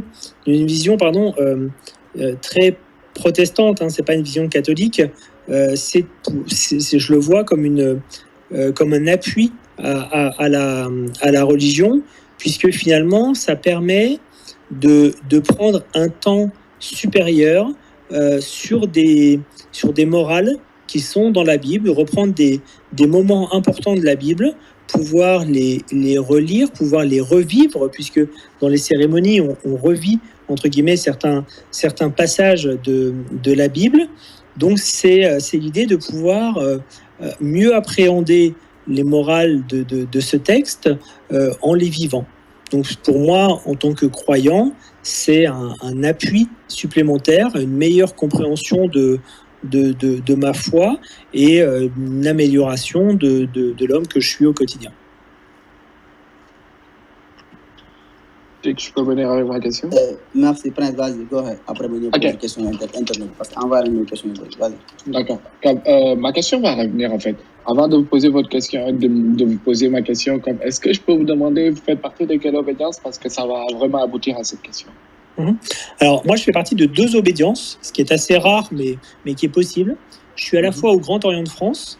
Donc, au Grand Orient de France, j'y suis rentré il y a 20 ans. Alors, c'est pas parce qu'on est au Grand Orient de France qu'on n'est pas critique sur le Grand Orient de France. Je suis aussi critique sur cette obédience comme sur d'autres. Et je suis dans une autre obédience qui s'appelle LNFU, qui est une loge plus traditionnelle, une obédience plus traditionnelle, qui va travailler à des rites anglais. Donc, ça va se rapprocher un petit peu de ce qu'on vit à l'AGLNF. Donc, c'est un peu les deux pendants de la maçonnerie. Ok, donc vu que la deuxième va être affiliée et déjà reconnue par la Grande Loge nationale unie, comme la Grande Loge unie d'Angleterre, là je peux vraiment dérouter à ma question parce que je sais que le Grand Orient n'est pas reconnu par la Grande Loge. On sait bel et bien que c'est le duc de Kent qui est le grand maître de la Grande Loge. Mais mon problème en est que ça fait quelques années, tout le monde sait que le duc de Kent est vraiment très souffrant. La dernière fois qu'on l'a vu à la grande cérémonie d'initiative, c'était en 2019 où il est venu vraiment appuyer sous les 2 mains. Vraiment, en plus de sa canne, on le voyait vraiment, il peinait même à diriger la cérémonie rituelle. Il y a des bruits de couloir qui commencent vraiment à circuler de telle sorte que le prince Harry, qui est vraiment un maçon de prestance, pourrait vraiment succéder au duc de Kent. Est-ce que c'est quelque chose dont vous êtes habilité ou bien flexible à discuter avec nous? Alors, je vois que vous êtes bien renseigné. Effectivement, le duc de Kent, il est malade, il est vieux, il est malade. Ça fait longtemps qu'il dirige plus. Enfin, il n'a jamais vraiment dirigé, c'est ce que je disais. C'est plus un grand maître d'apparat. Et après, derrière, vous avez un pro-grand maître qui est vraiment celui qui dirige. Et puis, la Grande Loge unie d'Angleterre, il y a un CEO, un peu comme dans une grande boîte, il y a un CEO, il y a un directeur de la com, il y a un directeur de plein de choses. Donc, c'est vraiment presque comme une entreprise. Et le duc de Kent, encore une fois, est bien sûr le grand maître et incontesté, bien sûr, de tous les maçons rattachés à la Grande Loge unie d'Angleterre, mais on sait très bien qu'au quotidien, c'est pas lui qui est aux affaires. Donc, se pose quand même la question de qui va le remplacer. Ça, c'est un vrai sujet, parce que oui, il va passer la main. On va dire que normalement, dans les 5 ans qui viennent, il devrait avoir passé la main, et se pose la question de qui pour le remplacer. Moi, j'avais un peu la même vision que vous en me disant le prince Harry, ce serait quand même un bon remplaçant qui à la fois est jeune, peut insuffler quelque chose de différent à la maçonnerie, peut aussi apporter à l'extérieur une image différente de la maçonnerie, même si en Angleterre, l'image de la franc-maçonnerie est très très bonne parce qu'ils font beaucoup de caritatifs. Mais en tout cas, ça pouvait donner un coup de jeune. Vous imaginez passer du duc de Kent au prince Harry en termes d'image, c'est un coup de jeune incroyable. Et a priori, il y a très peu d'informations qui filtrent d'Angleterre sur ce sujet-là, mais ce qu'on se dit finalement dans les couloirs et des gens qui connaissent un peu, c'est que on ne sait pas qui remplacera le duc de Kent. Par contre, il se dit que ce ne sera pas quelqu'un de la famille royale. Donc, est-ce que ça veut dire... Alors, si ce n'est pas quelqu'un de la famille royale, donc ça ne peut pas être le prince Harry. Dommage. Mais par contre, cette déclaration, elle est surprenante, parce que est-ce que ça veut dire que c'est un cousin éloigné de la famille royale, mais donc c'est finalement quand même un noble et un peu quelqu'un de la famille royale, même si c'est éloigné, ou est-ce que ça veut dire qu'ils vont casser la tradition et prendre quelqu'un qui ne soit pas noble? Ça, c'est un peu la grande interrogation. cette communication qui a été faite, même si c'est sous le manteau, c'est pas officiel, de dire ce ne sera pas quelqu'un de la famille royale, c'est très questionnant. Bon, après, on le saura dans les 4 à 5 ans qui viennent, on le saura. Hein. Mais a priori, malheureusement, pas le prince Harry. Merci beaucoup pour ça. Ok, merci. Donc, ok, ma question encore, c'est quel est le principe de triangulation dans les rituels de la franc-maçonnerie et que représente l'œil dans le logo? Le principe de triangulation, c'est ça? Oui. Alors, ce qu'on appelle le principe de triangulation, c'est en fait la triangulation de ce qu'on appelle de la parole. C'est-à-dire que quand vous avez quelqu'un qui parle, déjà, quand quelqu'un parle, on ne peut pas lui couper la parole. C'est interdit. Personne n'a le droit de parler quand quelqu'un est en train de parler. Ça, c'est vraiment déjà un point important. Après, si jamais je veux demander la parole, quelqu'un, par exemple, a fait un exposé sur un sujet, et j'ai envie d'intervenir dessus, de lui poser des questions, etc. Eh bien, je vais faire un petit peu ce qu'on vient de faire là. C'est-à-dire que si j'ai une question, je vais demander à celui qui dirige, donc là, aujourd'hui, TikTok, je vais lui demander la parole, et c'est lui qui va, ou pas, me donner la parole. Et pourquoi on parle de triangulation ? Parce qu'en fait, je ne vais pas aller demander directement au président de la loge, donc ce qu'on appelle le vénérable de la loge, je ne vais pas lui demander directement la parole, je vais demander la parole à ce qu'on appelle un surveillant de colonne, donc quelqu'un qui est de mon côté des banquettes, enfin de là où on s'assoit. Je vais lui demander à lui la parole, lui, il va demander la parole pour moi au vénérable, et si le vénérable est d'accord, il va lui dire OK pour lui donner la parole, et ensuite c'est le surveillant qui va me dire tu as la parole. Donc en fait la triangulation de la parole, c'est parce que je peux pas m'adresser directement à quelqu'un, je dois passer par 2 autres personnes, donc eux 2 plus moi ça fait 3, donc en fait on triangule la parole, ce qui permet de ne pas réagir à chaud, de toujours réfléchir avant de parler, et qui permet aussi au vénérable, s'il le souhaite, de ne pas donner la parole à quelqu'un. Après, vous avez parlé de l'œil dans le triangle. L'œil dans le triangle, c'est un symbole catholique. Je ne trouve pas. Oui, c'est catholique. C'est un symbole catholique qu'on va retrouver sur certaines cathédrales. On retrouve le symbole notamment sur la cathédrale d'Aix-la-Chapelle, je crois. Ouais, je suis sûr même. D'Aix-la-Chapelle, qui a été bâtie aux alentours de 1300. Donc bien avant que la franc-maçonnerie existe, on a ce symbole-là. Et en fait, c'est juste le symbole de la Trinité, donc le Père, le Fils, le Saint-Esprit, la Trinité chrétienne, et l'œil de Dieu à l'intérieur. Et ça, on le retrouve partout. À Paris, vous avez des églises où vous avez cet œil-là dans un triangle, et on est sur des bâtiments qui ont été construits bien avant les francs-maçons. Ce qu'il faut savoir, c'est que les francs-maçons, quand ils sont les francs-maçons modernes, quand ils se sont créés en 1700, je vous dis, aux alentours de 1720, ils ont piqué plein de symboles à tout le monde, parce qu'au début, les francs-maçons se basent uniquement sur la partie construction. Donc leur symbole, c'est le temple de Salomon, parce qu'on parle de la construction du temple de Salomon, c'est l'équerre, le compas, et éventuellement un maillet, un ciseau pour tailler la pierre. C'est tout. Ils n'ont pas d'autres symboles qui se rapprochent du religieux ou autre. Et en fait, c'est petit à petit, ils se sont appropriés d'autres symboles. Et le triangle avec l'œil, c'est un des symboles les plus connus finalement des francs-maçons, alors qu'à la base, c'est un symbole chrétien. Et il y a plein de symboles chrétiens comme ça qui ont été pris à ce moment-là, mais même des symboles, on parle de Templiers. Franchement, les Templiers, ça s'est arrêté au XIIe siècle. Jamais un franc-maçon n'a vu un Templier, il n'y a jamais eu de filiation directe, mais on a quand même piqué aussi des trucs aux Templiers. De la même manière, en alchimie, on se réfère beaucoup à l'alchimie. Il n'y a jamais personne qui a fait de l'alchimie chez nous, mais il y a des symboles alchimiques qu'on trouve sympas. Donc c'est un peu ça, c'est une sorte de syncrétisme et pas mal de trucs qui ont été piqués. Mais aujourd'hui, l'œil dans le triangle, il y a plein de rites où ça n'existe pas. Par exemple, en Angleterre, ça n'existe pas. Vous allez trouver l'œil tout seul, mais l'œil dans le triangle, il y a plein d'endroits où ils ne l'ont jamais vu. Ok, merci. Bon, est-ce qu'il y a des sacrifices à faire dans la franc-maçonnerie? Alors, moi je le dis souvent, j'ai fait d'ailleurs une vidéo la semaine dernière là-dessus. Oui, il y a des sacrifices. Les vrais sacrifices, c'est de l'argent. Alors, c'est pas pour rentrer. Il faut vraiment, ça je vous le dis à tous, si un jour vous dites, tiens, pourquoi pas rentrer en franc-maçonnerie, la partie, rentrer, candidater en franc-maçonnerie et rentrer en franc-maçonnerie, c'est gratuit.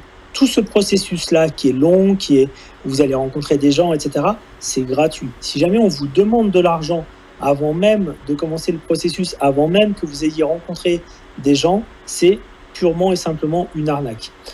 La franc-maçonnerie, ça coûte parce que une fois que vous êtes franc-maçon, il y a des cotisations à payer, comme dans toute association, parce qu'on se réunit dans des temples, donc il faut bien payer le loyer. Au siège du Grand Orient de France, il y a des secrétaires qui vont saisir toutes les infos pour dire tiens, un tel il est devenu compagnon, il est devenu maître, etc. Donc ça c'est du personnel finalement qu'il faut payer. Il y a l'entretien aussi de ce grand bâtiment à Paris, à la rue Cadet, donc il y a pas mal de frais, et donc oui, ça coûte de l'argent à tous les francs-maçons. Pour vous donner une idée, au Grand Orient de France, je vous ai dit, moi je suis dans deux obédiences, au Grand Orient de France, ma cotisation annuelle est aux alentours de 350 €. Donc, tous les ans, c'est à peu près 350 € pour payer, encore une fois, les locaux, le chauffage et ce genre de choses. Donc c'est pas une somme très très importante, mais quand même, c'est un petit budget. Donc il faut quand même avoir ça en tête, que quand on s'inscrit, quand on rentre en franc-maçonnerie, ça coûte quand même un petit peu d'argent. Donc encore une fois, jamais avant, mais une fois qu'on y est, c'est tous les ans 350 €. Et en plus, généralement, on doit s'acheter là, quand on rentre, un tablier, on doit s'acheter des gants, on va s'acheter des livres parce qu'on aime bien les livres et on a envie de lire plein de choses. Donc finalement, la première année, ça coûte assez facilement l'équivalent de 500 €. Et après, selon les années, entre 350 et 500 en fonction de ce qu'on a envie d'acheter. Donc ça, pour moi, c'est le premier sacrifice parce que dans un budget d'un ménage, c'est quand même de l'argent. Et le deuxième vrai sacrifice, c'est le temps, parce que ça prend du temps. Par exemple, cet après-midi, je vous ai dit, j'étais avec un ami pour lui montrer le musée de la franc-maçonnerie. J'ai pris mon après-midi pour aller le voir avec lui. Demain soir, j'ai une tenue. Donc ça veut dire c'est une réunion où ça va me prendre toute ma soirée. Donc pendant toute cette soirée-là, je ne serai pas avec ma famille et donc c'est bien, je vais faire des trucs sympas et ça va me plaire, mais je ne serai quand même pas avec ma famille. Et les réunions maçonniques, ça prend environ une soirée à peu près par semaine. Quasiment toutes les semaines, il y a quelque chose à faire. Il y a en fait 2 tenues par mois, ou 2 réunions le soir par mois, plus ce qu'on appelle des réunions d'instruction, en fonction du grade que vous avez, et plus généralement on fait 1 ou 2 sorties par mois, on peut aller visiter d'autres loges. Donc tout cumulé, ça prend environ une soirée par semaine, et en plus de cette soirée par semaine, vous allez avoir du travail personnel pour écrire des planches, pour beaucoup lire, et ça va prendre 2-3 heures minimum par semaine. Donc tout cumulé, ça prend quand même pas mal de temps. Donc moi je pense que ça, mine de rien, ça représente un sacrifice. Par contre, des sacrifices humains ou de personnes ou d'animaux ou de machin ou tout ce qu'on veut, ça n'existe pas. Mais nulle part. C'est même pas crédible par rapport au rituel et la manière dont la franc-maçonnerie fonctionne. Ça peut pas marcher. On est toujours sur le travail sur soi. Donc à la limite, s'il fallait sacrifier quelqu'un, ce serait nous-mêmes. Mais ça n'a pas de sens et bien sûr, il n'y a pas de sacrifice. Il faut savoir que tous les rituels qu'on pratique, si vous cherchez sur Internet, vous allez les trouver. Je peux presque vous dire où ils sont. Où vous allez dans n'importe quelle librairie, vous allez pouvoir les acheter. Donc c'est secret parce que en fait, vous pourrez lire tout ce que vous voulez tant que vous les avez pas vécus. Ça vous permettra pas de vraiment comprendre ce qu'on veut faire ou ce qu'on veut dire, mais en pratique, il n'y a rien de secret réellement dans ce qu'on fait. Il n'y a rien que personne n'ait jamais lu. Vous avez des historiens aujourd'hui qui travaillent sur l'ensemble de nos rituels et ils connaissent tous nos rituels, même s'ils ne sont pas francs-maçons. Ok, merci. Donc, Grand Météo, après Sokhna. Sokhna va go ahead. Après Grand Météo. Sokhna, vas-y. Sokhna d'abord. Sokhna, vas-y. D'accord, merci Vous avez une Franck. question, Alors, hein? Ok. si. Alors, ma question est la suivante. Il paraît que la masse populaire vit dans des matrices sans savoir pourquoi. Donc, vous pouvez nous en dire un peu plus sur cela, sur la matrice de la masse populaire. Merci. Merci. Bon, ça, l'histoire de la matrice et tout ça, c'est quand même des grosses théories du complot développées par QAnon notamment et d'autres. Et franchement, non, ça, j'y crois pas. Tout comme je crois pas à ce que, soi-disant, les dirigeants nous enferment sans nous dire ce qui se passe ou ce qu'il y a. Enfin, moi, je crois pas à tout ça. Ou en tout cas, si jamais c'est le cas, je peux vous dire que c'est pas la maçonnerie qui est aux commandes et surtout les francs-maçons sont dans la même matrice que tout le monde. Donc je sais pas s'il y a une matrice, mais en tout cas je sais que c'est la même matrice pour tout le monde. D'accord, merci. Ok, merci. Au suivant, Gao. Il y a des questions. Voilà. Ok, vas-y. Moi, ce que je voudrais demander à Franck, c'est s'il sait réellement ce que ces frères maçons font en Afrique. Je m'explique. Quand vous dites qu'il est d'usage pour les francs-maçons, une fois établis dans un pays, de prendre un notable et de le mettre à leur tête, ce qui se passe en Afrique, c'est que vous avez des dictateurs qui usent de vos réseaux et de votre prétendue influence pour s'éterniser au pouvoir, et surtout pour donner des gros contrats à l'Occident. C'est comme si la franc-maçonnerie était en train de pérenniser la colonisation. C'est-à-dire, rien qu'à avoir l'exemple de Denis Sassou Nguesso, de la famille Bongo, de la famille Aïdema et de toutes ces bonnes gens-là qui se réclament ouvertement de vos rangs. Moi, je me demande, elle est où la morale maçonnique que vous nous vendez là? Voilà, c'est ça ma question. Alors c'est pour ça que je vous ai dit tout à l'heure que cette maçonnerie où justement dans chacun des pays vous avez un grand maître qui souvent est le dirigeant. Vous avez remarqué, j'ai dit dirigeant, j'ai pas dit autre chose. Où c'est finalement le dirigeant qui est le grand maître et donc finalement autour de lui c'est plus une cour que vraiment de la franc-maçonnerie. Et effectivement, je suis pas, j'ai pas d'avis à donner, chacun est grand. Si j'étais à la Grande Loge Unie d'Angleterre, j'aurais peut-être un regard un petit peu différent. Mais justement, ce qui est intéressant, c'est que cette question-là, elle a été posée il n'y a pas longtemps au grand maître de l'AGLNF. Pour ceux qui me suivent sur Instagram, tous les mois, je donne la possibilité à tout le monde de poser les questions qu'ils veulent au grand maître des grandes obédiences françaises. Et donc le mois dernier, c'était l'AGLNF. Donc l'AGLNF qui est l'obédience française reconnue par la Grande Loge Unie d'Angleterre. Et il leur a été posé la question de dire, attendez, en Afrique, vous avez des soi-disant grandes loges qui sont dirigées par des dictateurs avec une corruption plus que galopante et effectivement, comme vous le dites là, des positions qui sont quand même assez loin des vertus maçonniques que vous évoquez. Donc pourquoi vous les reconnaissez? Et en fait, le grand maître de la GLNF dit, mais moi, je dirige une obédience en France qui s'appelle la GLNF. Je n'ai pas de loge en Afrique, puisque la GLNF n'a pas de loge en Afrique.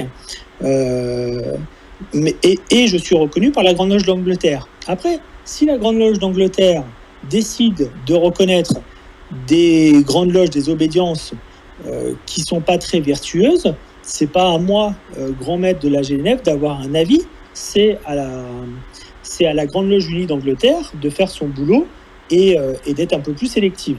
Donc en gros, voilà ce que lui dit quand on lui pose cette question-là. Moi, je sais, encore une fois, j'ai pas un avis très tranché là-dessus. Moi, je sais que il y a quelques années, j'étais au convent du Grand Orient de France. Donc le convent, c'est le rassemblement de toutes les loges du Grand Orient de France. Donc en fait, il y a un représentant pour chacune des loges. Et à ce moment-là, il y a eu, c'était il y a quelques années, un représentant d'une des loges d'Afrique, parce que le Grand Orient de France, pour le coup, a des loges en Afrique, alors que, je vous l'ai dit, la GNF en a pas. Et en fait, la question se posait de est-ce qu'il était pertinent que le Grand Orient de France conserve des obédiences en Afrique, en sachant que il y avait déjà des obédiences dans les pays, et les frères de ces loges-là sont intervenus pour dire effectivement l'intérêt d'avoir des loges du Grand Orient de France, c'est d'avoir des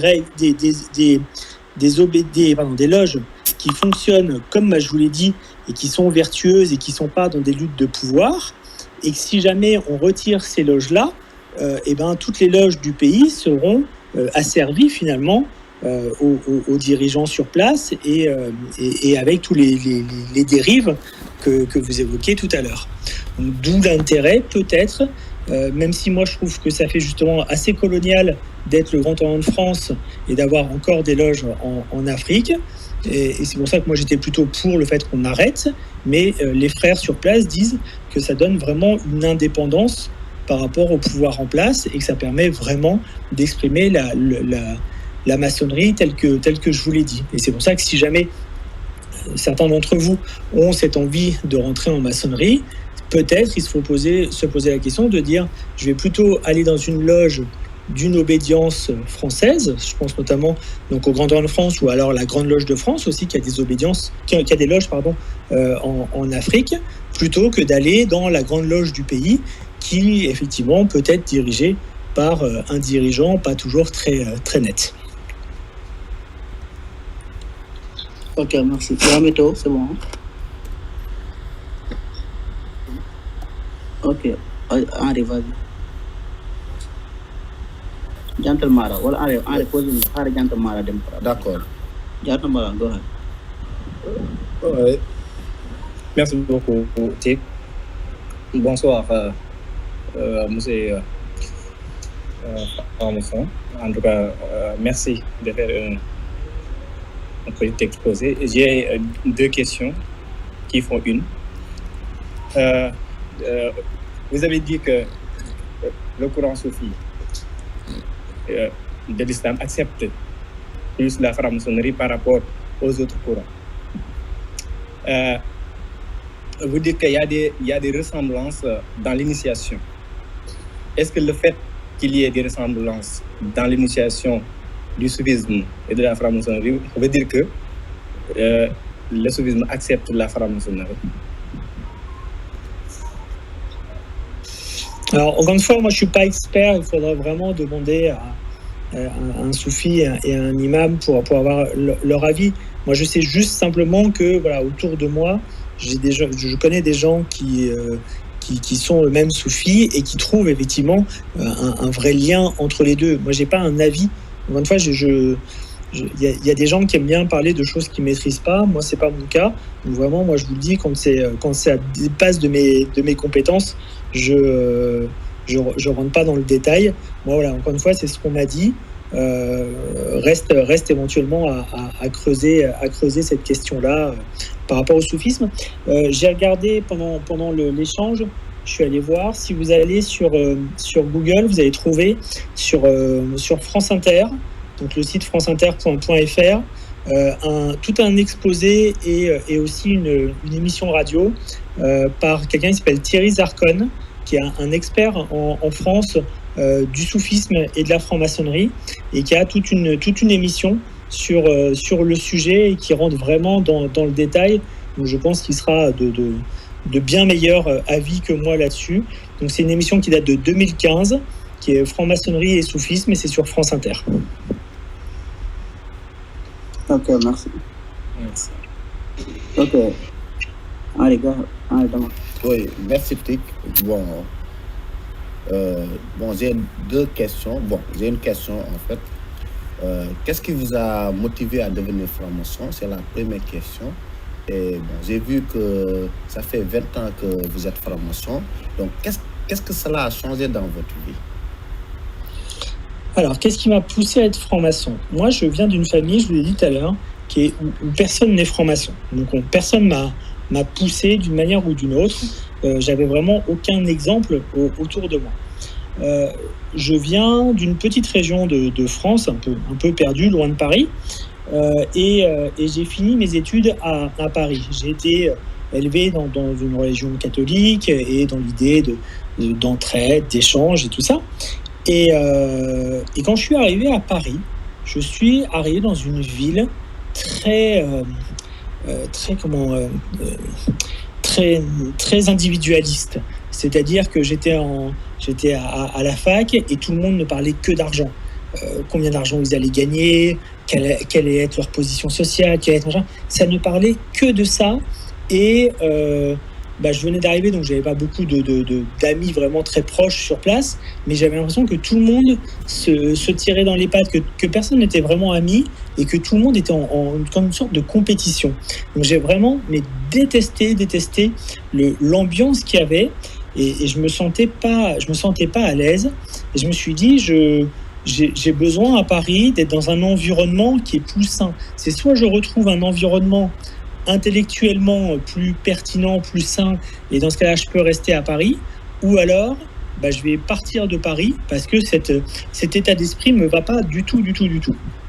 Et dans mes recherches, je suis tombé un peu par hasard sur la franc-maçonnerie, parce que j'avais d'une part le père d'un ami qui était franc-maçon, de quelques amis que j'avais à Paris, et j'avais lu, quand j'étais plus jeune, quelques petites choses sur la franc-maçonnerie.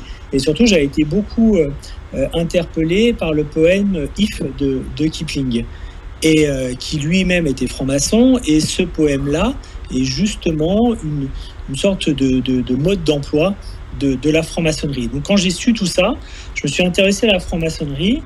Le père de mon ami m'a dit, à l'époque, je devais avoir 20 ans, je crois. Il m'a dit, non, t'es beaucoup trop jeune, il faut attendre au moins 25 ans pour être franc-maçon. Donc, je me suis dit que j'allais pas attendre 5 ans, parce que je serais devenu fou, ou je serais parti de Paris, tout simplement. Donc, je suis allé sur Internet, et puis je me suis dit, on va aller voir le Grand Orient de France. Et puis, j'ai commencé à discuter avec un frère qui avait un site Internet, de sa loge, et puis on a beaucoup discuté, et puis au bout de quelques mois d'échange, il m'a dit écoute, si tu veux rentrer, je suis d'accord pour te parrainer. Et donc il est devenu mon parrain, et je suis rentré en maçonnerie à ce moment-là, donc il y a 20 ans, suite à cette recherche qui était vraiment très personnelle et un besoin d'équilibre. Et ce que ça m'a apporté depuis, alors moi j'ai une particularité, c'est que je suis rentré à 20 ans. À 20 ans, on ne connaît pas vraiment le monde. Donc moi, ça m'a été très bénéfique sur déjà le travail sur moi, c'est ce que je dis depuis tout à l'heure. La maçonnerie, c'est avant tout apprendre sur soi-même.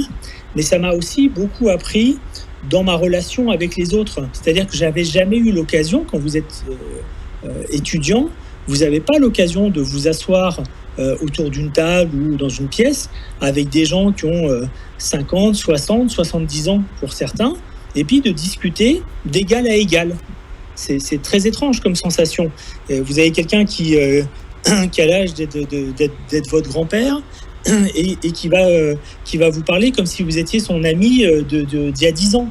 Donc c'est très perturbant, et ça permet d'apprendre, je pense, à parler aux autres, à échanger, et puis à mieux comprendre le monde, parce qu'on a des sujets symboliques, mais aussi on a parfois des sujets, ce qu'on appelle sociétaux, donc qui parlent un petit peu de société. Et donc j'ai appris des choses. On parlait de la laïcité. Moi, franchement, avant d'entrer en maçonnerie, j'avais jamais entendu parler le terme de laïcité. Je savais même pas ce que c'était. Donc j'ai appris sur place ce que c'était. Et pas mal d'éléments finalement autour de moi que j'ai appris par la maçonnerie, mais je les aurais peut-être appris, comme je suis rentré tôt en maçonnerie, peut-être je les aurais appris autrement, mais en tout cas ça a été pour moi une école de vie personnelle, en plus d'être simplement du développement sur moi-même. Ok, merci. Juste une question. Vas-y. Ok, merci beaucoup. Monsieur le franc-maçon, j'ai une question à vous poser. Est-ce qu'il vous arrive de parler d'abord des sujets parlant concernant Lucifer? Si oui, qu'en passent les francs-maçons? Et est-ce qu'il y a aussi une représentation symbolique spécialement dédiée à Lucifer dans la franc-maçonnerie? Merci beaucoup. Donc ça, pareil, ça fait partie des livres qui ont été écrits il y a longtemps. Ça, c'est un livre qui a été écrit par Léo Taxil, et qui a été le premier qui a parlé de Lucifer dans nos réunions. Non, en fait, jamais, mais vraiment jamais. Il n'y a pas un grade. Dans certains livres, on parle du 29e grade ou du 30e grade où il y aurait ça. C'est pas vrai, il n'y a pas. Je connais ces rituels-là. Il n'y a absolument pas de lien avec Lucifer à aucun moment. C'est donc dans le livre de Léo Taxil contre la franc-maçonnerie qui a été écrit au début du XXe siècle qu'on en parle, alors que Léo Taxil, quelques temps après, s'est retiré en disant que c'était un canular, qui lui a fait vendre beaucoup de livres. Et malgré tout, cette théorie est restée, alors que lui-même a dit que c'était faux. Voilà, ça fait partie des choses, c'est toujours plus fantastique et ça fait toujours plus vendre de livres, de penser qu'il y a Lucifer quelque part. Par contre, ça c'est le petit point entre guillemets amusant, non pas chez les francs-maçons, parce que ça on l'a pas, mais il faut savoir que chez les catholiques, dans une des premières traductions de Saint Jérôme de la Bible, le terme Lucifer apparaît dans la Bible, mais c'est pour désigner Jésus. Jésus, dans certains textes qui ont été retraduits depuis, mais dans la traduction de Saint Jérôme, il apparaît comme étant Lucifer, puisque celui qui va le tenter au désert, c'est Satan, ça n'a rien à voir avec Lucifer, mais Lucifer dans le sens celui qui apporte la lumière, il est appelé comme ça, notamment je crois que c'est dans un, je sais plus, je vais dire une erreur. Donc en tout cas dans une partie de texte qui est lue et souvent autour de sa résurrection et autour de Pâques. Et donc c'est à ce moment-là, Pâques, dans la partie Renaissance, où il est appelé Lucifer. Mais encore une fois, ça c'est chez les chrétiens et particulièrement chez les catholiques, mais absolument jamais dans la franc-maçonnerie. Il n'y a aucun texte, et on a revérifié, parce que la question arrive souvent. Donc moi j'ai récupéré tous les textes des rituels et j'ai fait des recherches par mots dans les rituels, et effectivement non, ça apparaît jamais. Ok, merci. Allez, vas-y. Après, j'ai une question pour les autres. Merci, M. Franck. Ma question est de savoir quelle est la différence entre Illuminati et franc-maçonnerie. Merci. Cette question, vous l'avez posée. Merci. Alors, Illuminati, je vous l'ai dit, c'est en fait un groupe. C'est un groupe qui date des années 1770. Qui s'appelle les Illuminés de Bavière, et donc comme c'était en latin, on disait Illuminati, qui en fait est un groupe qui en fait, je vais caricaturer, mais c'est à peu près ça, qui trouve qu'en fait les gens sont trop bêtes et que le commun des mortels est beaucoup trop bête pour diriger, et qu'il faudrait mettre des intellectuels de grand renom pour diriger le monde, et que si jamais on fait ça, le monde irait quand même beaucoup mieux. Je schématise. Et donc, ils se disent, on va fomenter des révolutions pour pouvoir prendre le pouvoir d'une manière ou d'une autre. Et donc, ils étaient extrêmement critiques, il faut voir les textes des Illuminés de Bavière, ils étaient très critiques contre la franc-maçonnerie, où ils trouvaient que c'était un truc un peu ridicule et intellectuellement pas assez élevé pour eux, donc vraiment, ils étaient très très négatifs sur la franc-maçonnerie. Et en fait, ce groupe-là, qui était assez extrémiste, a disparu au bout d'une vingtaine d'années à peu près. Ils ont été pourchassés par tout le monde, par machin. Enfin voilà, le roi de Prusse en avait un peu marre d'avoir ce genre de structure, donc ils ont vite été interdits. Certains se sont reconvertis en franc-maçonnerie, semble-t-il, et sont rentrés dans des loges, mais ça reste minime. Mais quelques années après, ce que je disais tout à l'heure, c'est là où vous avez l'abbé Baruel qui a écrit qu'en fait, c'était derrière tout la franc-maçonnerie, et derrière tout, c'était les Illuminati, les Illuminés de Bavière qui dirigeaient le monde. Et comme il s'est rendu compte que les Illuminés de Bavière n'existaient plus, il a changé après sa théorie. Il a remplacé les Illuminés de Bavière, les Illuminati, par les Juifs. Et donc, à la fin de la Seconde Guerre mondiale, comme c'était devenu illégal d'être antisémite, d'être contre les juifs, et les notions d'Illuminati est revenue à ce moment-là. Mais en fait, aujourd'hui, les Illuminati, ça n'existe pas. Aujourd'hui, les quelques groupes il y a un groupe aux États-Unis qui se revendique Illuminati, en fait, c'est juste pour vous vendre des bouquins et des petits colliers et des choses comme ça. Parce qu'en pratique, ils n'existent pas et surtout, ils n'ont aucun lien, ni de près ni de loin, avec les Illuminés de Bavière. Et après, vous avez toutes les escroqueries sur Internet où on vous promet de devenir franc-maçon ou Illuminati. D'ailleurs, la plupart ne font même pas la différence entre les deux pour devenir riche, avoir du pouvoir ou je ne sais pas quoi. Mais vraiment, c'est vraiment une grosse arnaque. Et encore une fois, les Illuminati, ça n'existe pas. Ok, merci. Professeur Omar Dieng, vous êtes là?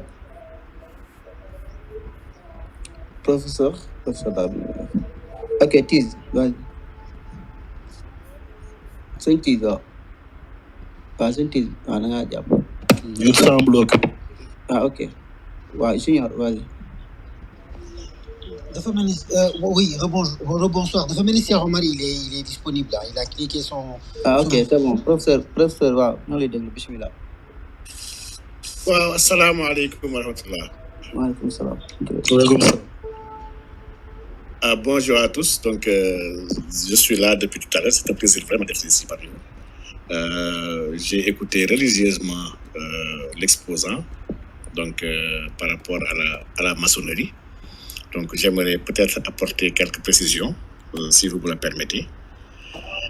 Vas-y. D'abord, la première, pour préciser qu'il est impossible d'être franc-maçon et d'être dans une religion, en tout cas, révélée.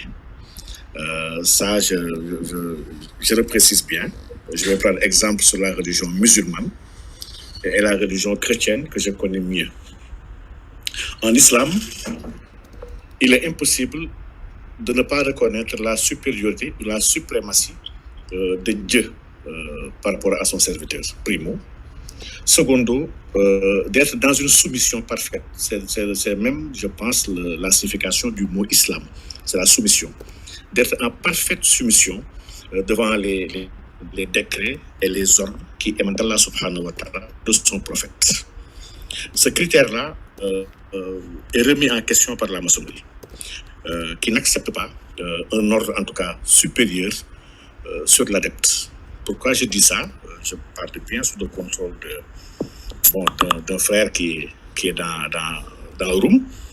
En fait, les maçons sont dans une dynamique, il l'a dit tantôt, de réflexion autour de la République, de défense de la laïcité, d'entraide et de solidarité entre frères, de réflexion sur tout ce qui peut avancer l'humanité, sans écueil et sans limite.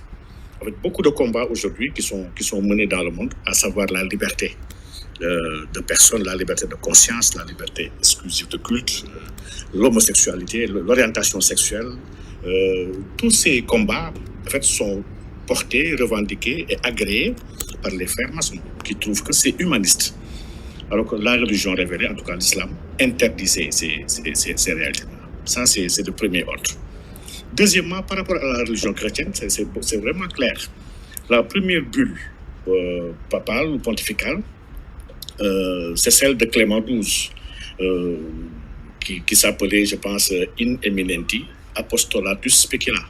Donc c'est une bulle claire qui montre qu'il est impossible pour un chrétien d'être maçon.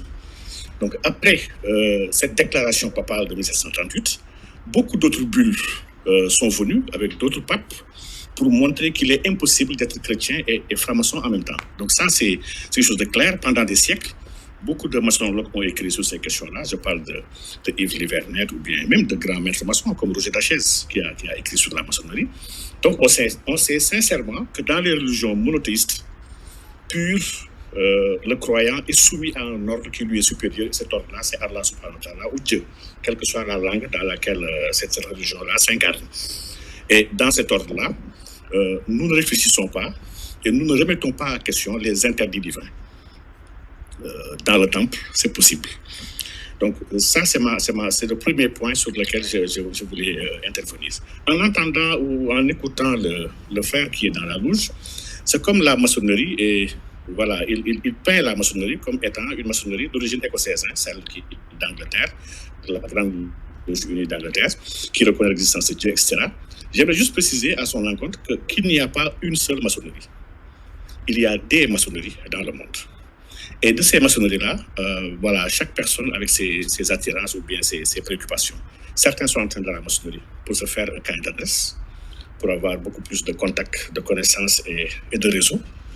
D'autres sont entrés pour avoir une ascension politique ou bien administrative dans notre pays. D'autres sont entrés pour une construction spirituelle. Et là, on comprend que c'est une alternative aux religions révélées, parce que puisque la maçonnerie dit qu'il est possible de faire vivre et d'entretenir sa spiritualité, ça passe par la religion. Et toutes les religions sont d'égale valeur, en tout cas dans la loge. La loge se déclare, je vais dire, anti-religieuse en réalité. C'est le cas du Grand Orient de France qu'il a mentionné. Le Grand Orient de France, c'est un peu écarté des constitutions d'origine, ce qu'on appelle les constitutions d'Andersen. Donc le Grand Orient, depuis 1877, dit clairement qu'il est adogmatique et qu'il est... Voilà, le Grand Orient n'est pas du tout en phase avec les religions révélées, ça c'est clair et connu par tous ceux qui travaillent ou bien qui font des recherches sur la maçonnerie.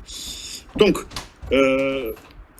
il y a des maçonneries, et pour un maçon en tout cas qui cherche une évolution spirituelle, je parle des Rosicruciens ou bien de certaines loges qui sont beaucoup plus spirituelles, mais ces maçons-là, pour la majorité, ne comprennent pas ce que c'est que la maçonnerie. Et c'est là-bas où c'est dangereux. Vous savez, dans la maçonnerie, il y a beaucoup de grades. Il y a des paliers, il y a des niveaux d'évolution et de cheminement qui existent dans la maçonnerie.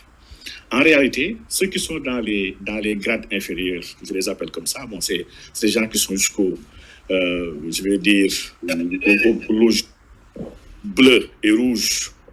Je pense sincèrement qu'ils ne comprennent même pas ce que c'est que la maçonnerie. Parce que la maçonnerie a une réalité satanique en réalité. Dans ces grades, en tout cas, élevés. Elle a une réalité satanique, elle a une réalité luciférienne. Tout grand maçon, en tout cas des grandes loges, des grands grades, ne reconnaît ni Dieu, ni aucune forme de religion. Ça aussi, c'est quelque chose de clair dans laquelle je peux en tout cas amener beaucoup de preuves par rapport à cela. Tantôt, on a parlé de soufisme. Bon, j'ai bien apprécié l'humilité de l'exposant en disant qu'il ne connaît pas le soufisme, donc il ne peut pas s'exprimer sur cette question-là. Bon, ça tombe bien parce que moi, je suis soufi. Donc, je suis soufi appartenant à une voie soufi qui s'appelle la Tijaniya. Donc, je suis bien placé pour m'exprimer sur une quelconque ressemblance ou dissemblance que la maçonnerie pourrait entretenir avec le soufisme. Donc, pour ma part, la maçonnerie ne ressemble aucunement au tasawuf. Aucunement. Donc, en rien. Dans le tasawuf, les principes de base, les premières règles, c'est la reconnaissance d'un être qui nous est tous supérieur, qui est notre créateur, qui est l'absolu, sans qui nous ne sommes pas. Cet être-là, on ne change pas ses noms. Il a un nom sacré, il s'appelle Dieu. Donc, ce n'est pas un architecte, ce n'est pas le grand architecte, ce n'est pas une valeur sûre, ce n'est pas une essence. Il s'appelle Dieu et on le connaît. Donc, dans le soufisme, des combats comme la libération de l'homme ou l'orientation sexuelle de l'homme, c'est impossible pour un soufi de prendre ces combats-là pour la simple raison que Dieu nous l'interdit. Donc, nous ne sommes pas plus sages que Dieu. Dieu qui interdit ses ordres, qui donne des ordres et qui interdit sincèrement, est plus omniscient, plus savant, plus, je vais dire, plus juste que nous, ces serviteurs. Donc, il est bien quand même de dire que la franc-maçonnerie, en tant que système international de plagiat et de triche, a bien fait pour saboter les religions, parce qu'en fait, dans le sabotage des religions, la maçonnerie a pioché, a plagié et a importé quelques symboles et pratiques qui sont d'origine soit hébraïque ou bien biblique, et même dans une mesure islamique. pour construire un semblant de religion, parce qu'au fond, la maçonnerie est devenue presque une religion. C'est une religion, c'est une civilisation, c'est un lobby, c'est un groupe de pression, c'est une assemblée, en tout cas occulte, qui avait, dès son origine, rassemblé tous ceux qui ont été déchus et même, je vais dire, et interdits des religions. Rappelez-vous qu'à l'origine, la maçonnerie en Angleterre ou même en Écosse, la maçonnerie, à l'origine, elle a été fondée par des gens. Je parle bien de la maçonnerie spéculative, je ne parle pas de celle opérative. La maçonnerie opérative, elle est claire, c'est des gens qui maîtrisaient l'art du bâtiment, l'art de la construction, etc. Je n'ai aucun problème avec ces gens-là. C'est un métier qui est très noble. Je parle de la maçonnerie spéculative, celle aujourd'hui où les gens qui ne sont même pas maçons, qui ne connaissent rien du bâtiment, utilisent des symboles et des mots comme le maillet et tout, l'équerre, etc., pour dissimuler des codes et des connaissances afin de se construire. Je parle de cette maçonnerie-là. Donc la maçonnerie spéculative a ses origines des magiciens, des hébreux, juifs, je veux dire, personnes, des scientifiques qui avaient trouvé que l'Église interdisait la recherche et le développement. C'est eux qui ont construit la maçonnerie-là. Donc, ils ont plagié toutes les religions. Ton micro, s'il te plaît. C'est pas ce qu'on m'entend. C'est bon, ça vient? Allez-y. On vous entend bien. Donc, voilà. Donc, c'est cette maçonnerie-là qui, à l'origine, parce qu'à l'origine, rappelez-vous, au Moyen-Âge, l'Église était très forte en Europe. L'Église interdisait même toute déviance, toute forme de déviance. L'Église avait une inquisition qui brûlait au bûcher des gens qui étaient taxés de sorciers, beaucoup d'autres scientifiques qui étaient athées. Donc, il y avait la toute-puissance de l'Église en Europe qui n'acceptait aucune autre forme de religion. C'est dans ce contexte-là que la maçonnerie est née. Les gens se rassemblaient en catimini. Ils réfléchissaient ensemble sur l'humanité, ils réfléchissaient sur le monde. Ils avaient des vérités qu'ils n'osaient pas énoncer, aussi bien des vérités scientifiques, morales, philosophiques, etc. Et ces personnes-là sont regroupées avec une grande générosité, sans barrière. Des athées étaient là-bas, des scientifiques étaient là-bas, de faux chrétiens étaient là-bas, des gens qui n'étaient pas agréés par l'Église normale. Donc, cette maçonnerie-là, donc, à ses origines déjà, elle a pris des symboles et des mots qui appartiennent à des religions. Ça ne fait pas pour autant que la maçonnerie est agréée ou acceptée par ces religions-là.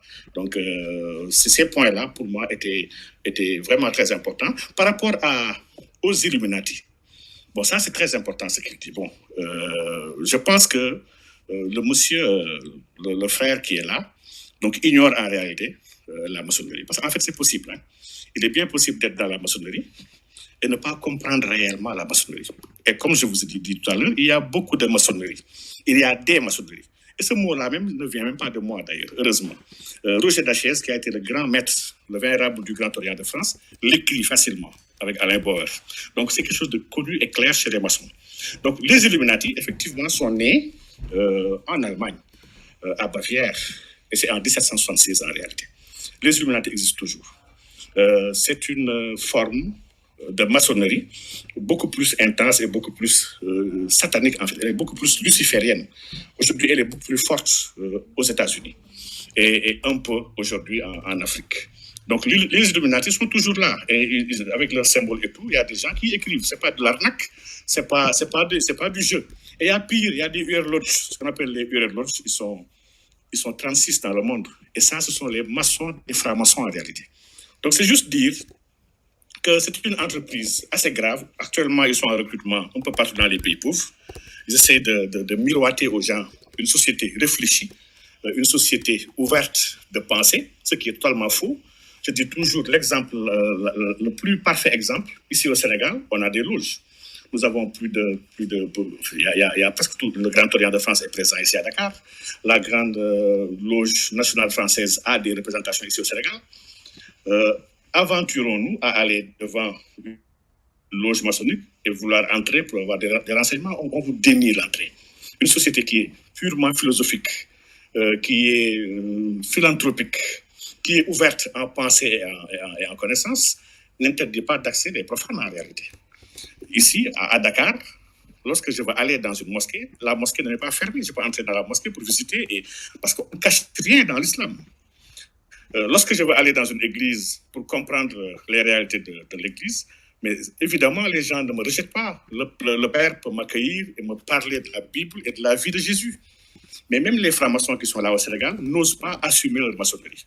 Parce qu'ils savent que, vraiment, l'image de la maçonnerie ici en Afrique, elle est claire et elle découle en réalité d'une connaissance que les gens ont de cette maçonnerie-là.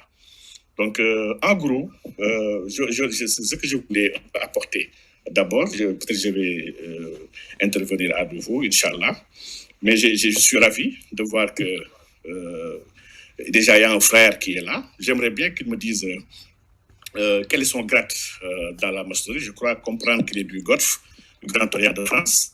Et c'est ce Grand Orient de France-là qui nous avait envoyé une lettre de menace dans le cadre de l'exercice d'un droit qui nous est fondamental pourtant. C'est un droit à la liberté d'expression. Il y a des rencontres maçonniques qui devaient avoir lieu ici à Dakar en 2018. Nous nous étions constitués en collectif pour dire que nous ne voulons pas des maçons ici au Sénégal. Dakar n'est pas la capitale de la maçonnerie mondiale. Donc, notre propos a été clair. Le Sénégal est un pays de foi, c'est un pays d'islam et de christianisme. Donc, nous n'en voulons pas. Cette rencontre-là a été un peu reportée et différée au Congo. Et pour simplement avoir dit que nous ne voulons pas des maçons chez nous, le Grand Orient de France a été sous tous ces états. Donc, les correspondances sont encore là. Je peux vous les partager, Inch'Allah. Donc, dire simplement que c'est une société qui a l'habitude de professer des valeurs réellement qu'elle n'applique pas et qu'elle n'a pas. Donc, c'est des faussaires qui se cachent, qui se dérobent, sincèrement, qui sont en croisade contre Dieu. Donc, rappelez-vous qu'en Europe, la maçonnerie a été la grande ouvrière pour combattre l'Église. C'était l'Église l'Église était l'ennemi. Donc, avant la Révolution, l'Église et la royauté étaient les grands ennemis à abattre. La maçonnerie a tout fait pour combattre l'Église, parce que l'Église n'arrangeait pas les frères qui s'étaient regroupés dans les loges. En Europe, à ce temps-là, on les appelait les bouffeurs de curés. Donc, pour dire que l'histoire de la maçonnerie, elle est vraiment récente, elle est très claire, très, très documentée. Je ne pense pas que des maçons peuvent semer le doute ou bien faire un bien énorme par rapport à ce qu'ils font vraiment. Donc, je m'excuse, peut-être j'ai été un peu long. Donc, je vais peut-être donner la parole pour ne pas déranger davantage, mais je reste à l'écoute, Inch'Allah. Merci. Merci, professeur. Oui, grand météo. Non, je voulais juste pour dire merci au professeur et demander à notre invité France s'il voulait rebondir. Bien sûr. Alors, je vais, encore une fois, je le redis, je ne vais pas me positionner sur le soufisme parce que je ne maîtrise pas assez le sujet. Je vous dis juste que moi, j'en ai entendu. Et sur la religion musulmane non plus, puisque je la connais moins. Je sais simplement que je connais un certain nombre de frères qui le sont. Et en tout cas, la maçonnerie ne l'interdit pas et la maçonnerie ne pousse pas à avoir une obéissance à autre chose qu'à Dieu. Donc ça, c'est un peu étonnant. Après, dans ce qu'on vient d'entendre là, on est sur un ramassis de tout ce qu'on entend de complotisme depuis plus de 200 ans. On a eu une belle compilation avec, tout est un peu faux, un peu ridicule. C'est-à-dire qu'on mélange la religion chrétienne et la religion catholique. Oui, le pape, qui est donc de la religion catholique, a excommunié, comme je l'ai dit d'ailleurs tout à l'heure, les francs-maçons, et en 1983, ça a été transformé de excommunication en religion, en péché grave, ce que j'ai dit. Mais par contre, chez les protestants, ça pose aucun souci. Et les protestants, jusqu'à preuve du contraire, ils sont chrétiens. La reine, elle est aujourd'hui la commandeur des croyants de la région anglicane. Et le duc de Kent, qui est quand même de sa famille, dirige les francs-maçons. Donc on n'a aucun souci en Angleterre. Vous avez en Angleterre un certain nombre de pasteurs qui sont francs-maçons. Ça ne pose de problème à personne. Donc dire que la religion chrétienne, déjà qui est multiple, puisque ça rejoint les catholiques et diverses congrégations protestantes, sont contre la maçonnerie, c'est ridicule. Surtout que c'est en plus ridicule ridicule d'évoquer ça en évoquant Roger Daché, que je connais bien, puisque j'étais en tenue hier soir avec lui, et lui est protestant et extrêmement croyant. Donc d'entendre des trucs comme ça, il aurait fait vraiment une crise cardiaque tellement c'était à l'opposé.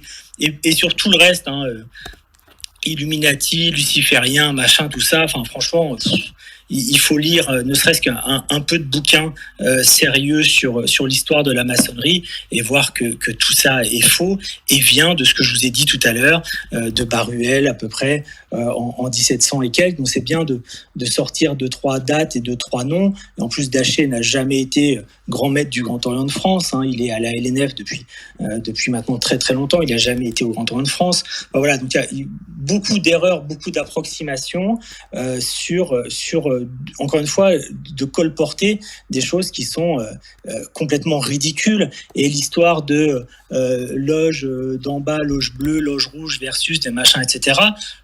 J'ai fait tous les grades, je peux pas vous dire mieux que ça. C'est-à-dire que déjà l'histoire des 30 degrés, des machins, ça n'existe que au RE2A, donc rite écossais ancien accepté, qui est un seul des systèmes maçonniques. Il y en a bien d'autres. Et non, même dans ces rites-là, même dans les très hauts degrés, même dans machin, au-delà du 30e, il n'y a rien, il n'y a pas de luciférien, il n'y a rien. Il y a un Dieu, et le Dieu, c'est le Dieu de la Bible. Effectivement, là où c'est problématique, c'est le Dieu du Nouveau Testament. Donc si on n'est pas chrétien, forcément, ça peut heurter. Mais sinon, voilà, tout le reste est un peu ridicule. Mais moi, de ce que j'entends, et notamment de l'opposition, de celui qui a parlé juste avant, on est dans du dogmatisme anti-maçonnique, on n'est pas dans un truc sérieux et réfléchi. Si vous voulez du sérieux et réfléchi, je vous invite à lire les livres de Roger Daché, dont on parlait tout à l'heure, aux éditions des presses universitaires de France. Donc c'est un travail d'historien et qui relate l'histoire de la maçonnerie et du fonctionnement de la maçonnerie.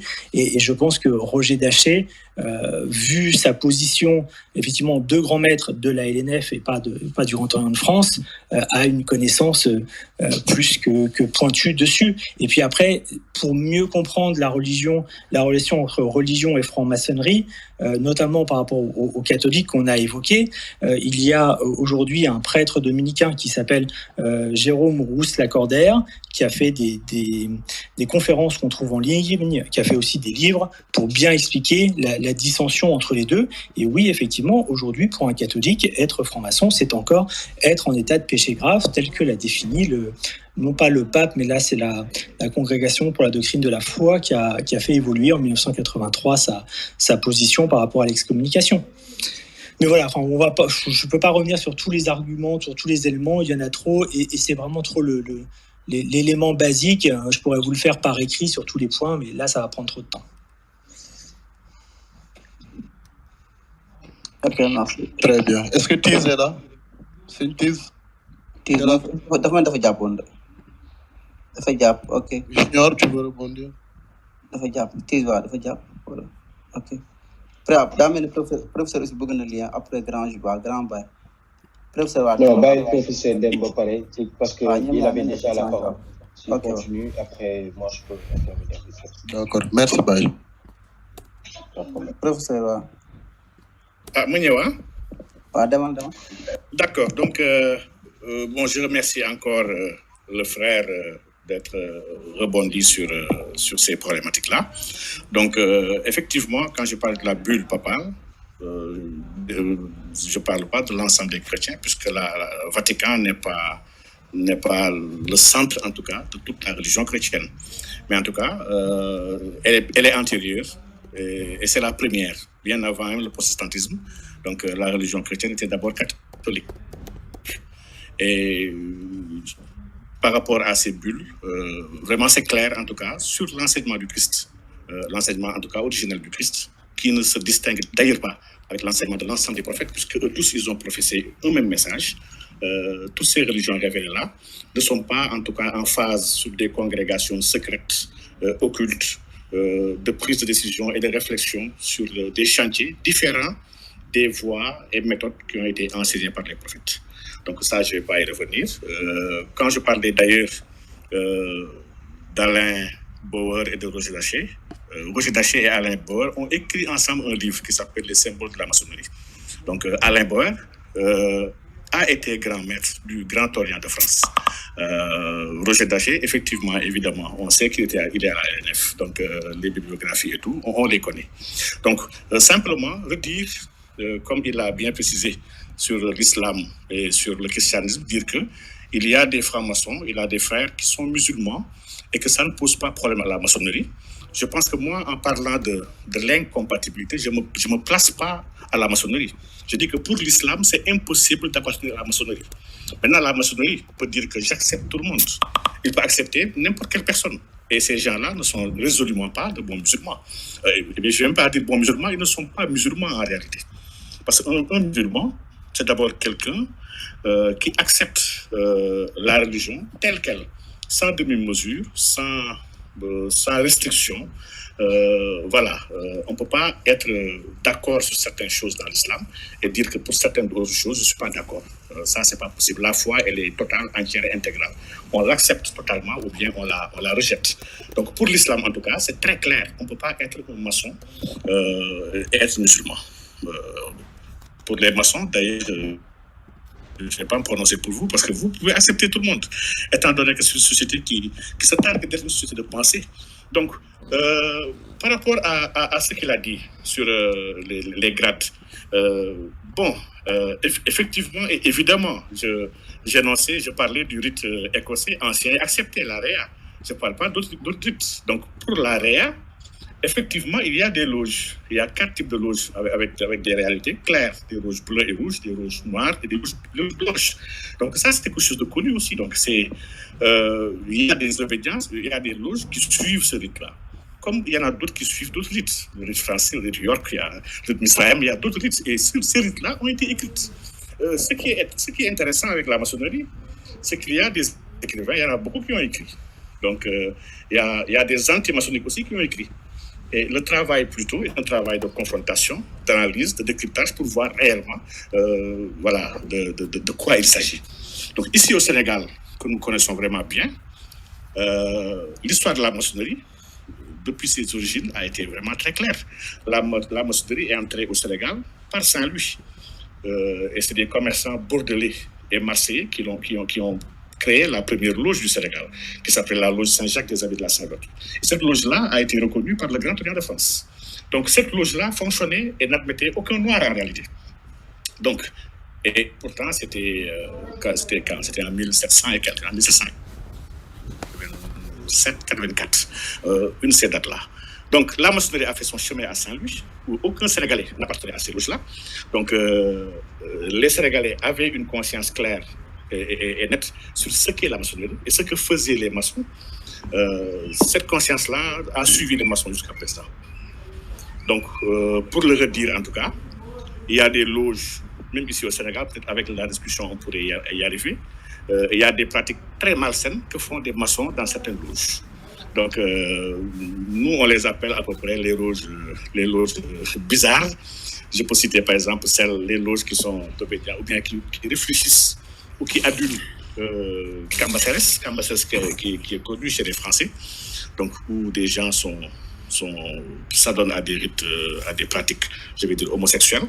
L'histoire du jeune Gabonais, et ça avait défrayé la chronique. C'était c'était en 2017-2018. Donc c'est dans les médias, c'est consultable en ligne. Donc ce jeune-là était entré à la loge de Libreville. Il s'est fait, je vais dire, sodomiser. Et il en est ressorti pour dire et pour s'exprimer sur ce qu'il a subi comme atrocité par ses frères-là. Donc, et ce n'est pas le seul. Ici, on a des gens, nous sommes un collectif, il faut que je rappelle cela. Nous avons un collectif qui s'appelle Non à l'homosexualité et à la franc-maçonnerie. Un collectif qui a été créé depuis 2016. Donc ce collectif-là travaille vraiment sur l'ensemble du territoire pour voir, un peu analyser, prendre des informations et même aider les gens qui ont été un peu séquestrés par ces organisations-là. Mais on a des retours sur des gens qui ont essayé d'intégrer la maçonnerie, croyant que la maçonnerie offre de l'argent. Quand on entre dans la maçonnerie, on devient riche, ce qu'il faut. Quand on entre dans la maçonnerie, on devient important. C'est un peu possible. Parce qu'il y a beaucoup de chefs d'entreprise qui appartiennent à ces loges-là.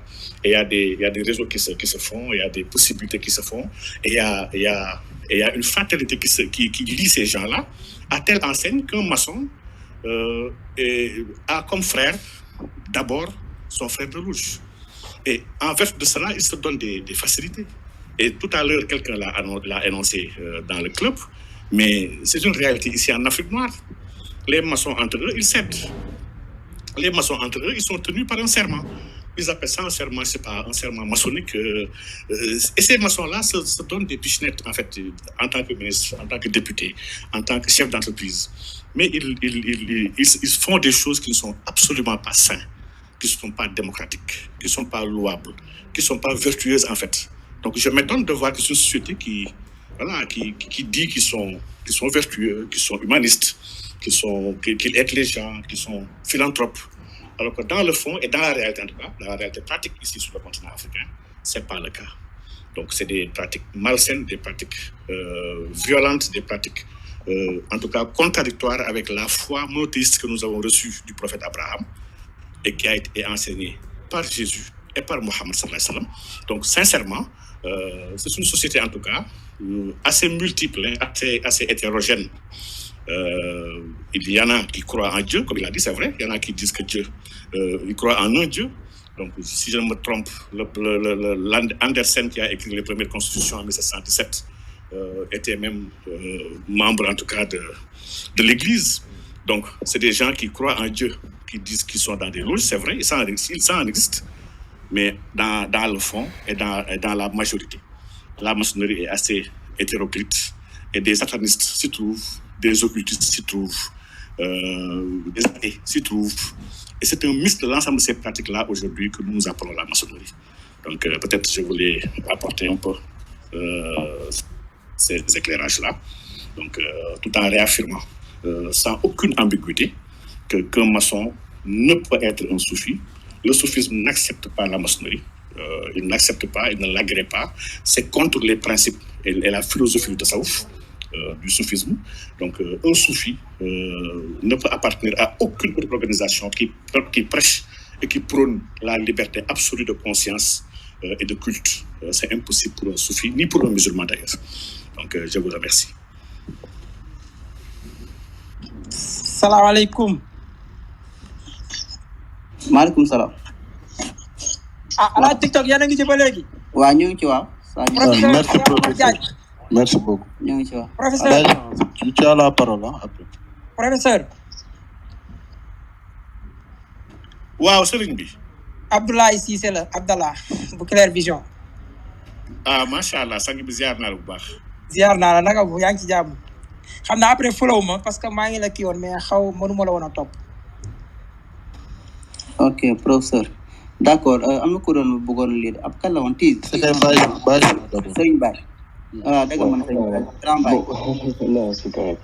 Bonjour tout le monde. Baye ma daal la grand la. Non, c'est correct. Bonjour tout le monde et puis bonjour à notre exposant Franck, puis bonjour à l'assistance. Moi, je voulais faire des éclaircissements, mais heureusement que le professeur en a refait par rapport à des choses qu'il faut signifier et signaler. C'est-à-dire qu'aujourd'hui, cette obédience, lui, a la possibilité d'accueillir tout le monde, mais dans nos religions révélées, est quelque chose que je maîtrise. Pourquoi? Parce que moi, j'ai été catholique et puis après musulman. Donc, dans ces religions-là, on peut dire qu'on ne les accepte pas. Eux, ils peuvent accepter toutes les religions, mais dans ces religions, on ne les accepte pas. Ça, c'est la première. La deuxième, c'est que dans l'exposé, moi, il y a quelque chose qui, aujourd'hui, je pense a été très déterminant pour nous tous. Quand il dit qu'il y a des loges qui ne sont pas reconnues et que lui, il fait partie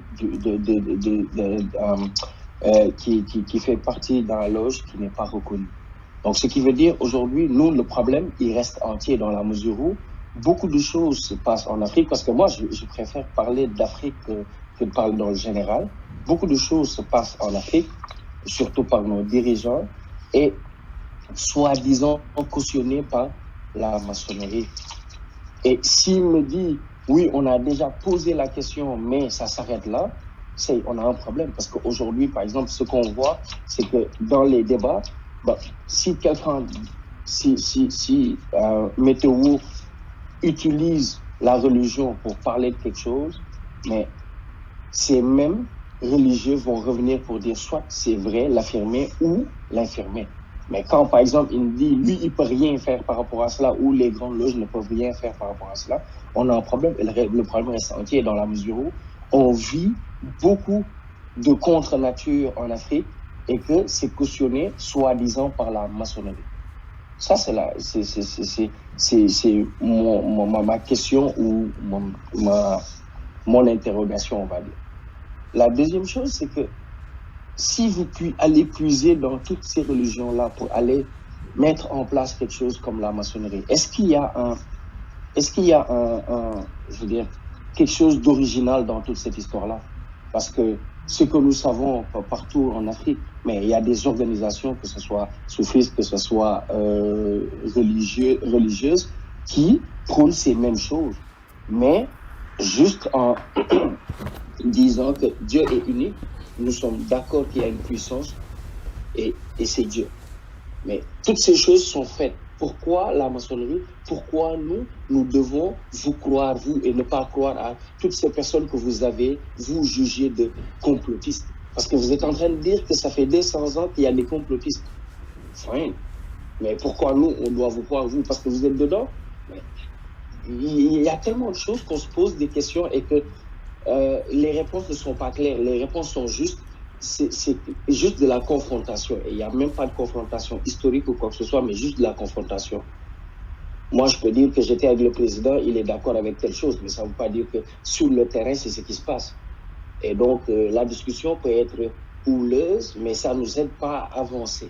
Et là, c'est cette histoire de franc-maçonnerie, c'est ça le problème. Ça ne nous aide pas à avancer dans la mesure où les vérités ou contre-vérités ne sont pas étayées par des faits. Moi, c'est ce que je voulais dire parce que ce sont des discussions que j'aime pas rentrer dans la mesure où j'aimerais discuter pour quelque chose qui m'avance. Mais moi, en ayant connu la religion et les religions révélées, je pense que ce qu'il devrait faire, c'est un travail sur moi-même et mon entourage pour aller de l'avant. Donc, c'était ma contribution. Merci encore pour l'exposé, M. Franck.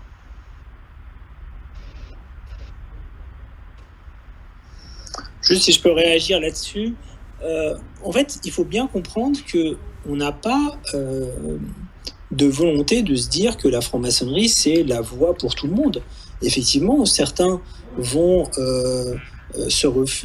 être plus dans la religion, certains vont trouver un équilibre dans la philosophie, dans je ne sais pas quoi, mais la franc-maçonnerie, c'est une voie que certains, effectivement, empruntent pour s'améliorer, mais c'est pas forcément la seule voie ou l'unique. Il faut être très clair avec ça et on ne prend absolument pas ce truc-là. Donc ça, c'est un point qui est quand même important. Après, le truc, c'est que vous dites que c'est pas étayé par des faits, par des machins. Bah si, en fait, aujourd'hui, ça fait plus de 50 ans que la recherche historique sur la franc-maçonnerie s'est développée et aujourd'hui on a des vrais documents avec des faits, des éléments factuels sur ce qu'a été la franc-maçonnerie depuis sa création en France ou en Angleterre jusqu'à maintenant. Donc que savoir que non, ils ne sont pas dirigés par les Illuminati, que non, ils n'ont pas fomenté la révolution ou ce genre de choses, on le sait parce qu'on a des éléments historiques, on a des lettres, on a des preuves finalement de tous ces éléments-là. Donc c'est pour ça que le côté complotiste, ça peut marcher tant qu'on n'a pas ce genre d'infos, mais ces infos, on les a. Et après, si on refuse de les lire, si on refuse de les regarder, ça, c'est pas mon souci. Aujourd'hui, pourquoi me croire moi ? Il n'y a pas grand-chose. C'est que moi, je prends sur moi, finalement, sur mon temps, pour venir échanger avec vous. Pour ceux qui me suivent sur Instagram, ça fait maintenant un petit moment que je relaye un peu mes ressentis, mes vécus, etc. Et franchement, si jamais je voulais faire du sensationnalisme, ce serait tellement plus facile de vous dire « Ah ouais, on fait des sacrifices » ou « Oui, il y a Satan, il y a machin et tout ». Franchement, ça fait plus, pas rêver, mais justement ça rajoute du mystère, ça rajoute du truc. Et franchement, il n'y a pas de ça. Tout à l'heure, j'ai entendu parler de Rosicrucien. Il faut pas confondre la maçonnerie et le rosicrucianisme, c'est deux mouvements différents. Je suis effectivement moi aussi rosicrucien et martiniste, qui est un autre mouvement mystique, mais c'est des mouvements très séparés qui n'ont rien à voir, qui sont pas du tout dans la même approche. Donc voilà, il faut pas mélanger. Et ceux qui veulent vraiment se renseigner dessus, l'idéal, c'est vraiment d'aller vers des livres universitaires qui reprennent les éléments historiques, et puis ça permet déjà d'avoir un début. Après, là où je me positionne pas du tout, parce que quand on m'a fait venir ce soir, c'était pour parler religion au sens large et franc-maçonnerie, c'est la franc-maçonnerie en Afrique. J'ai un avis personnel, que j'ai un peu dit tout à l'heure. Je trouve aujourd'hui qu'il y a des choses qui sont pas normales dans ce qui se passe dans la franc-maçonnerie en Afrique. Les liens avec les gouvernements, les choses comme ça, effectivement, moi je trouve que ça va à l'encontre de tout ce que j'ai pu voir en franc-maçonnerie et de tout ce que je connais de la franc-maçonnerie en France.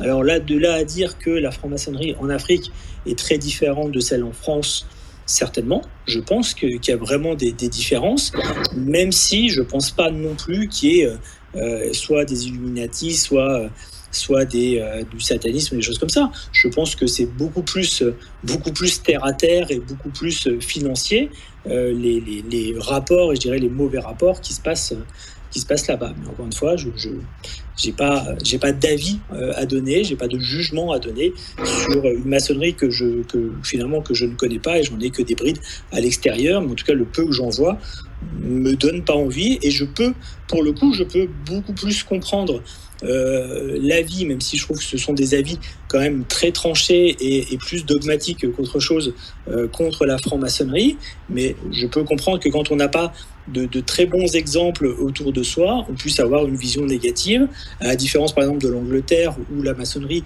est essentiellement caritative et où la population en général a un avis très positif sur la franc-maçonnerie.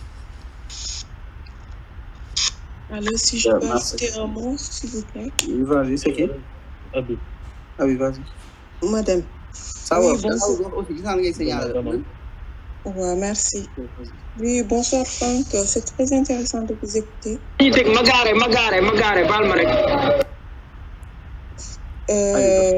Merci de ces éclaircissements.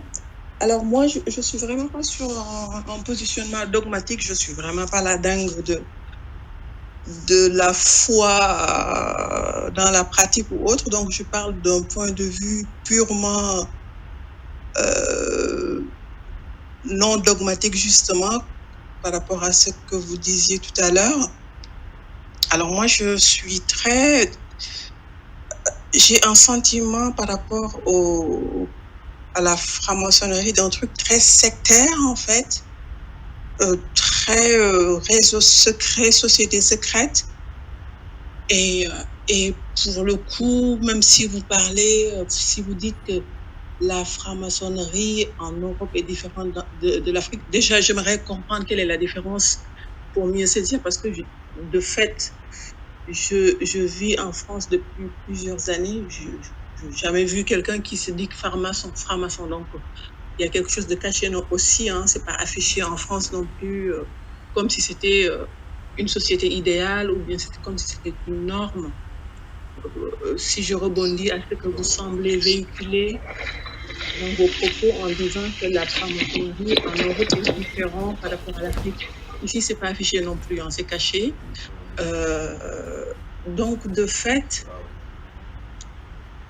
moi, le fait que déjà ce soit caché, que ce soit pas affiché, j'en ai jamais côtoyé, j'en ai jamais vu, j'en parle avec personne dans un milieu franco-français. Je parle même pas d'un milieu africain, c'est même pas le sujet de nos discussions, mais dans un milieu franco-français, c'est pas visible dans le paysage public.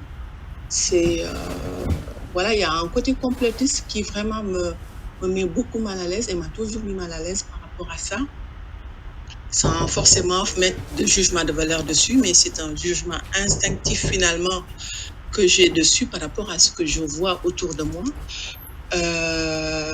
Alors du coup, moi, le but de la franc-maçonnerie, finalement, m'échappe en fait.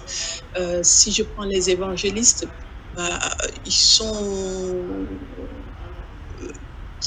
visibles, on voit à peu près ce qu'ils font. Même si on prend les témoins de Jéhovah, je ne pense pas qu'on puisse dire que ce sont des religieux au sens religion du terme. On pourrait même l'assimiler quelque part à un petit truc sectaire, mais on les voit. La franc-maçonnerie, on les voit pas. Ils sont pas sur le paysage public. Du coup, moi, c'est quelque chose qui, moi, de fait, ne serait-ce que pour ça, me met mal à l'aise, en fait. Non pas que son existence m'insupporte, pas à ce point-là, parce que justement, ce n'est même pas visible sur le paysage public, mais ça me met mal à l'aise.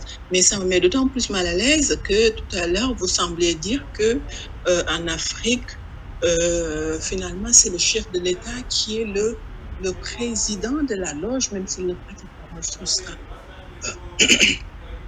Excusez-moi, je ne parle pas par rapport à vous, parce que vous énonciez juste des choses existantes, mais je trouve ça vraiment choquant qu'un président de la République se mette dans une secte et donc soit président d'une loge pour que tous les autres notables du coin se pressent dessus pour créer, comme vous sembliez le dire, une sorte de mini-cour. Et Dieu sait ce qui se passe dans cette cour. Qu'importe ce qui se passe, mais c'est surtout que, de fait, la sécurité même de la cité est impactée par ça. Je ne veux pas rentrer dans le complotisme, mais moi, je ne comprends pas pourquoi en France, Sarkozy ou Macron, enfin peut-être qu'ils le sont, hein, je ne sais pas, mais pourquoi ne seraient-ce pas eux les présidents de loge, alors qu'en Afrique, ça semble être normal. D'office, c'est le président de la République qui est censé être le président de la loge.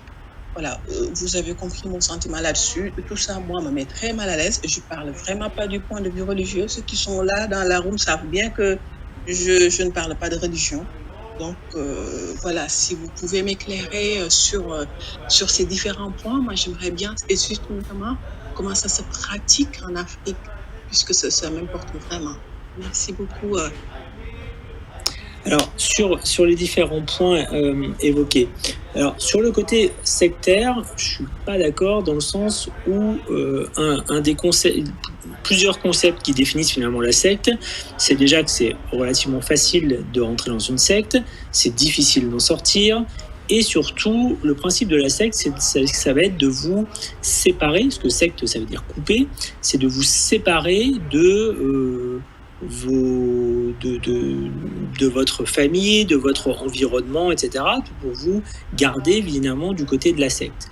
Là, pour ces trois éléments-là, on ne peut pas vraiment dire que c'est une secte, puisque pour rentrer, c'est assez compliqué. Donc on pourrait dire que c'est élitiste. Là, pour le coup, je trouve que c'est plus cohérent de dire que c'est élitiste plutôt que sectaire, parce qu'une fois que vous êtes rentré dedans, une simple lettre recommandée et vous sortez. Bon, aujourd'hui, je connais pas mal d'anciens maçons qui étaient dans ma loge ou dans d'autres loges et qui ont à un moment ou à un autre quitté la maçonnerie pour plein de raisons différentes. Avec certains, j'ai encore de contact, avec d'autres, non. Mais voilà, ça, c'est les aléas de la vie et ça pose pas de soucis. Donc on peut en partir quand on veut. Moi, j'ai même fait une pause pendant un temps parce que ça me prenait trop de temps, donc j'ai décidé de faire une pause en franc-maçonnerie avant d'y retourner. Donc ça se fait sans problème. Et ça ne coupe surtout pas de la famille et du travail ou de l'environnement finalement, parce qu'on dit toujours que la franc-maçonnerie doit passer après la famille et après le travail. Donc ça, sur cet élément-là, secte non, le côté secret oui, et franchement, moi à titre personnel, je trouve que c'est effectivement dérangeant, et ce que vous évoquez, et vous avez raison là-dessus, je trouve, c'est que finalement, en se cachant, on donne l'impression qu'on cache justement des choses. En fait, il faut savoir que c'est assez récent, ça. Par exemple, si vous regardez en Angleterre, ils ne se cachent pas. Allez voir les réseaux sociaux en Angleterre, sur Twitter, sur Instagram, etc.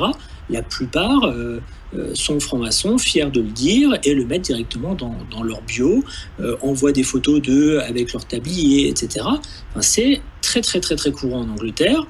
Aussi aux États-Unis, mais presque moins qu'en Angleterre, mais en tout cas, ça l'est. En France, c'est très différent et c'est assez récent parce que jusqu'à la Seconde Guerre mondiale, vous aviez les ordres du jour des réunions des maçons qui étaient dans les journaux, qui qui était publié, donc c'était absolument pas secret. Et il se trouve que pendant la Seconde Guerre mondiale, les francs-maçons ont été exclus en même temps que les juifs et ont été déportés aussi. Et depuis la Seconde Guerre mondiale, effectivement, il y a en France, mais aussi en Belgique, en Espagne pour d'autres raisons et en Italie, ce culte du secret chez les maçons.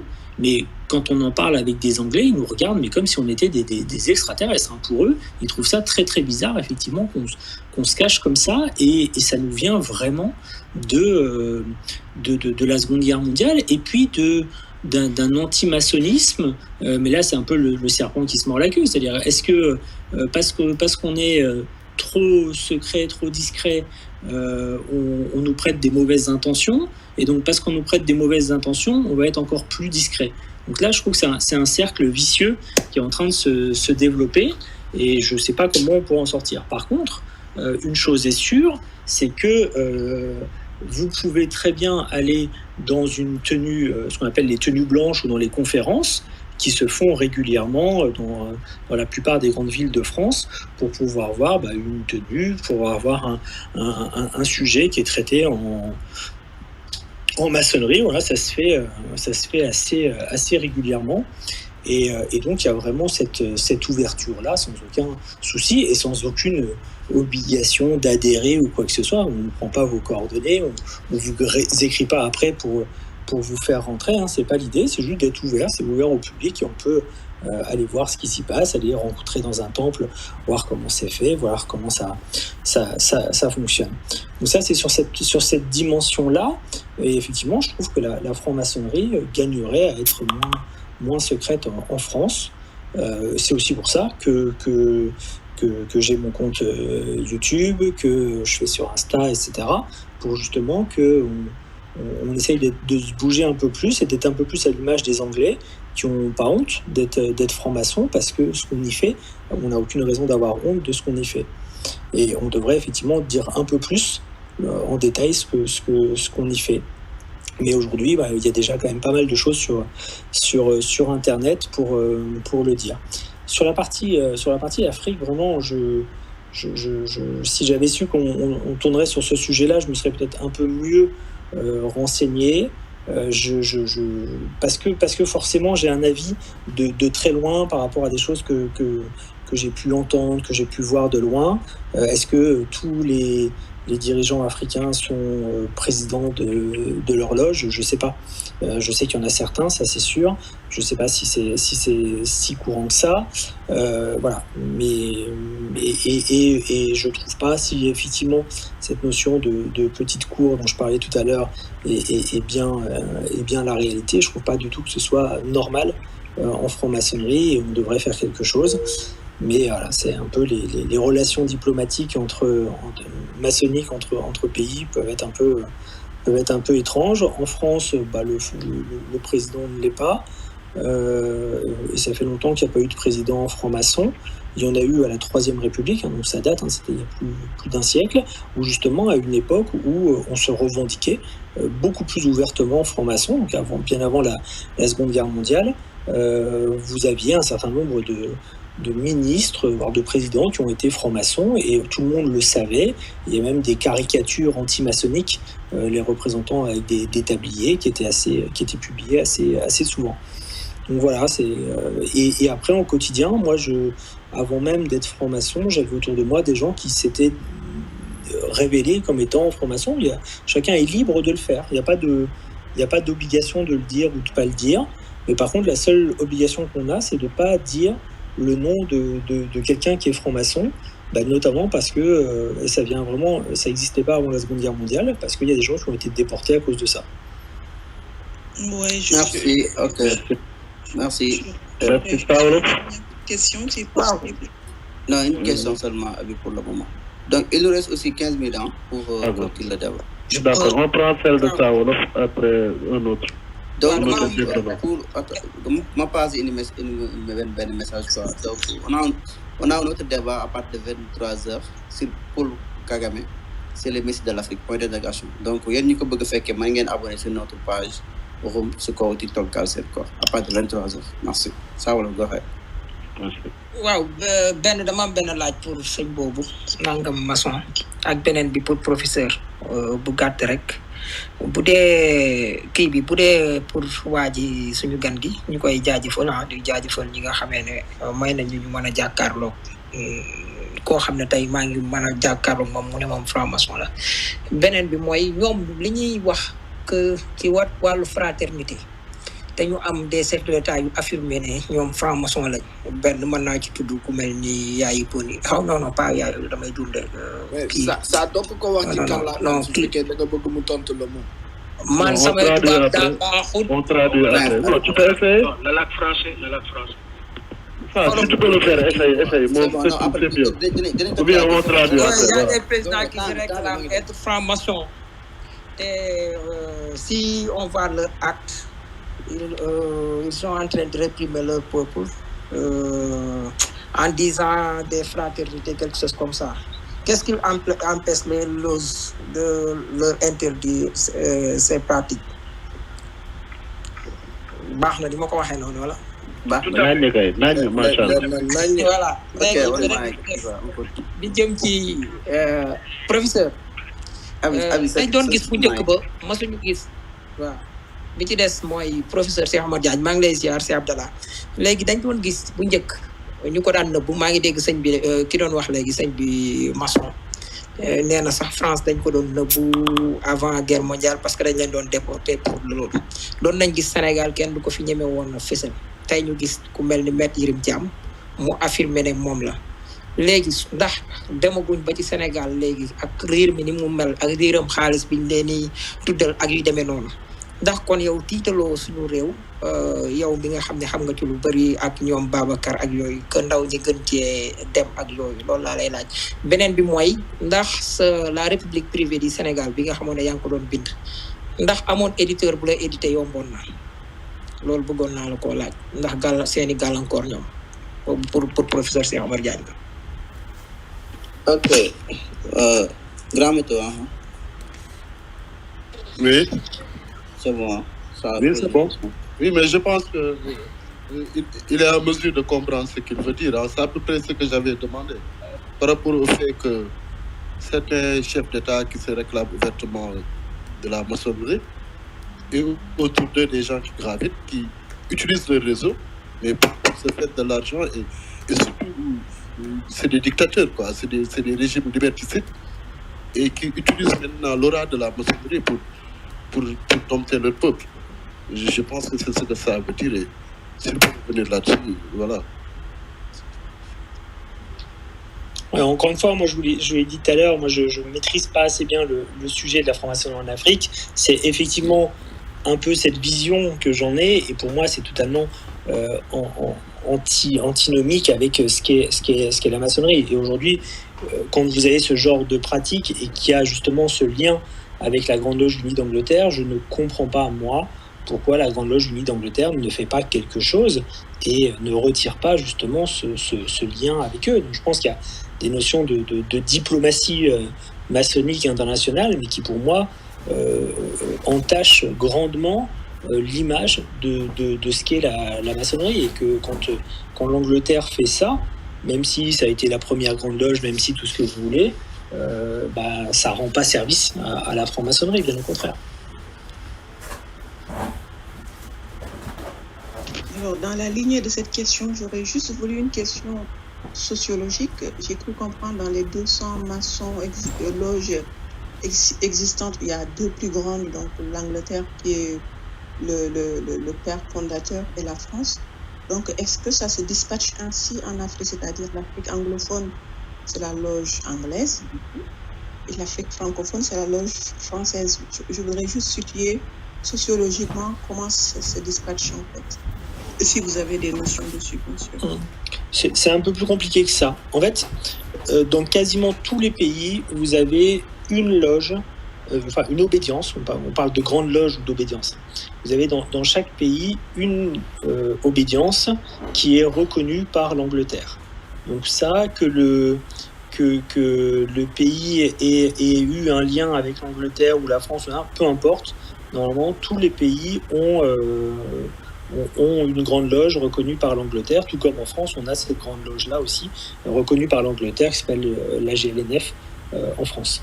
Par contre, dans les pays où effectivement il y a eu une présence française, je pense notamment au Sénégal ou en Côte d'Ivoire, vous allez avoir des loges du Grand Orient de France, mais aussi d'autres obédiences françaises. Je pense notamment à la Grande Loge de France, où j'ai interrogé le grand maître il n'y a pas longtemps, et il y a des loges, notamment au Sénégal, de la Grande Loge de France, donc qui ne dépendent pas de la Grande Loge locale rattachée à la Grande Loge unie d'Angleterre, mais qui dépendent de cette Grande Loge française qui n'est pas rattachée à l'Angleterre. Donc c'est pas en gros, pour faire simple, les Anglais sont partout, et quasiment partout à travers le monde, et par contre les Français ne sont présents que dans les pays francophones.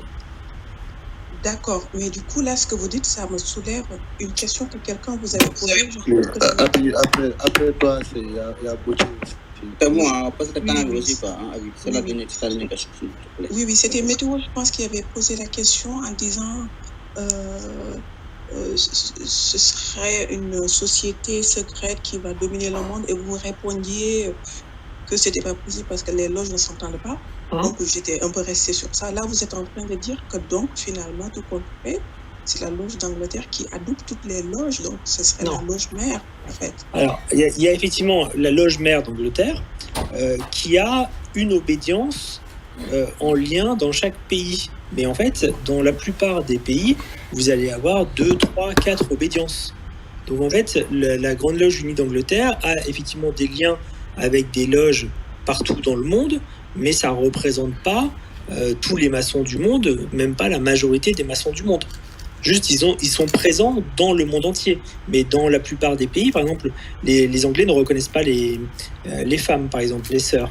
Donc toutes les loges mixtes ou toutes les loges féminines qui existent à travers le monde, elles ne seront pas reconnues par l'Angleterre. Il n'y a qu'une seule obédience par pays qui est reconnue par l'Angleterre. Et dans chaque pays, je vous dis, il y a au moins 3 ou 4 obédiences à chaque fois. Si vous allez d'ailleurs sur Wikipédia, vous allez taper juste liste d'obédiences maçonniques, et vous allez voir pays par pays le nombre d'obédiences qui existent. Et dans la plupart, j'ai regardé un peu avant de le connecter, dans la plupart des pays d'Afrique, vous allez avoir 4 ou 5 loges, 4 ou 5 obédiences au moins par pays. Ok, merci. Donc, on va continuer avant 10 minutes. Merci. Chef, tu voudrais dire quelque chose? Salam alaikum. Bon, ça m'a dit que les 5 ans, ça m'a dit de Monsieur Franck, je vous salue. Donc, je vous ai entendu parler vous avez donné un exemple en disant que vous, quelqu'un être pauvre, rentrer dans la franc-maçonnerie et du jour au lendemain ou après un certain temps devenir riche. So, j'aimerais savoir, parce que j'ai connu un gars, et je vous ai entendu dire aussi que c'est la famille d'abord avant la franc-maçonnerie. So, moi, j'ai connu personnellement quelqu'un qui étant fiancé, qui s'apprêtait à se marier, et subitement on n'avait plus de temps carrément pour se consacrer aux fiançailles ou se préparer pour les mariages et tout, pour la cérémonie, du fait qu'il venait juste d'intégrer une des loges. J'ai oublié le nom de la loge. So, après ça, vous entendrez dire que c'est la franc-maçonnerie, c'est la famille d'abord avant la franc-maçonnerie. So, j'aimerais savoir si ça concerne uniquement la vôtre, ou bien vous êtes en train de parler de toutes les loges, toutes les obédiences. Et de l'autre côté aussi, j'ai connu quelqu'un qui disait carrément que je peux faire de toi ce que tu vas être, à savoir une star ou tout ce que tu vas être, mais après il y aura un prix à payer. Après que tu sois devenu ce que tu veux, par exemple, tu vas être président, je ferai de toi un président, mais après il y aura un prix à payer. Il y aura un sacrifice que tu devras faire, mais qui n'a jamais voulu dire quel genre de sacrifice c'était. Je vous ai entendu dire que le sacrifice était juste le temps, l'argent. Et j'aimerais savoir en gros si vous êtes en train de parler de votre loge à vous, de votre obédience, ou bien de toutes les francs-maçonneries qui existent. Alors déjà sur ce que j'ai dit, juste pour pas se tromper, je dis que effectivement j'ai déjà vu et j'en ai autour de moi des gens pas spécialement riches, voire même pauvres, qui sont entrés en maçonnerie et qui ne sont jamais devenus riches parce que effectivement la franc-maçonnerie n'apporte pas la richesse. C'est bien ça que j'ai dit, pas l'inverse. Sur l'histoire du temps et effectivement ça c'est quelque chose de global. On dit vraiment parce que c'est un côté passionnant, la franc-maçonnerie. C'est un côté, on raconte une histoire, il y a des grades à passer. À la limite, moi souvent, je compare ça avec un jeu vidéo. On apprend des choses, on doit passer des étapes, après on monte, etc. Et puis, il y a plein de grades. Donc, et on peut aller en visite dans des loges tous les soirs. Enfin, si je voulais, je suis à Paris, donc tous les soirs, si je voulais, je pourrais être en loge et être en tenue.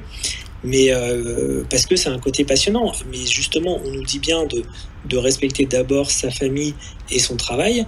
Parce que sinon ça va devenir une addiction comme le jeu vidéo. Donc le contact que vous évoquiez, qui a délaissé son mariage et tout ça, il n'a pas suivi les principes.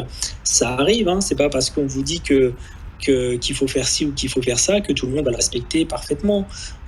Et moi je suis le premier, moi de temps en temps je délaisse ma femme et mes enfants parce que je vais en tenue, en soirée, et puis plutôt que de rentrer tôt, je vais rentrer tard parce que la discussion a été intéressante, parce qu'on a bu un verre après, parce que machin, ou le week-end je vais aller faire un tour au musée, ou je vais aller travailler à la bibliothèque pour travailler sur un sujet.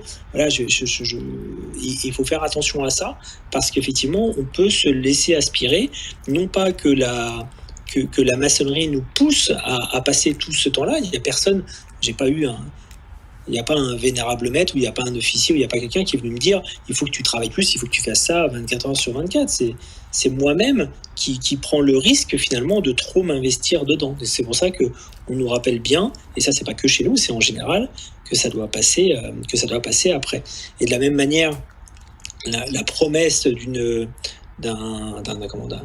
d'un poste, d'un pouvoir, d'un chose comme ça, en échange de quelque chose, ça c'est pas de la franc-maçonnerie. Ça peut être plein de choses, ça peut être de la magie, ça peut être beaucoup de trucs. Ça c'est des choses que j'ai beaucoup entendues, notamment en Haïti avec le vaudou, mais ça n'a rien à voir avec la franc-maçonnerie. Ça vraiment je peux vous le dire, et que ce soit ici ou ailleurs. Après, que certains, sous couvert de franc-maçonnerie, vous présente n'importe quoi, c'est possible. C'est-à-dire que vous pouvez très bien avoir quelqu'un qui est franc-maçon et qui va vous dire tiens, je vais te vendre, je sais pas, une médaille magique, je vais te vendre un truc comme ça, en te disant que c'est le maçon, alors que ça ne l'est pas, mais parce qu'il l'aura inventé. Et le mix des genres comme ça peut se faire, mais ça n'a rien à voir avec la maçonnerie.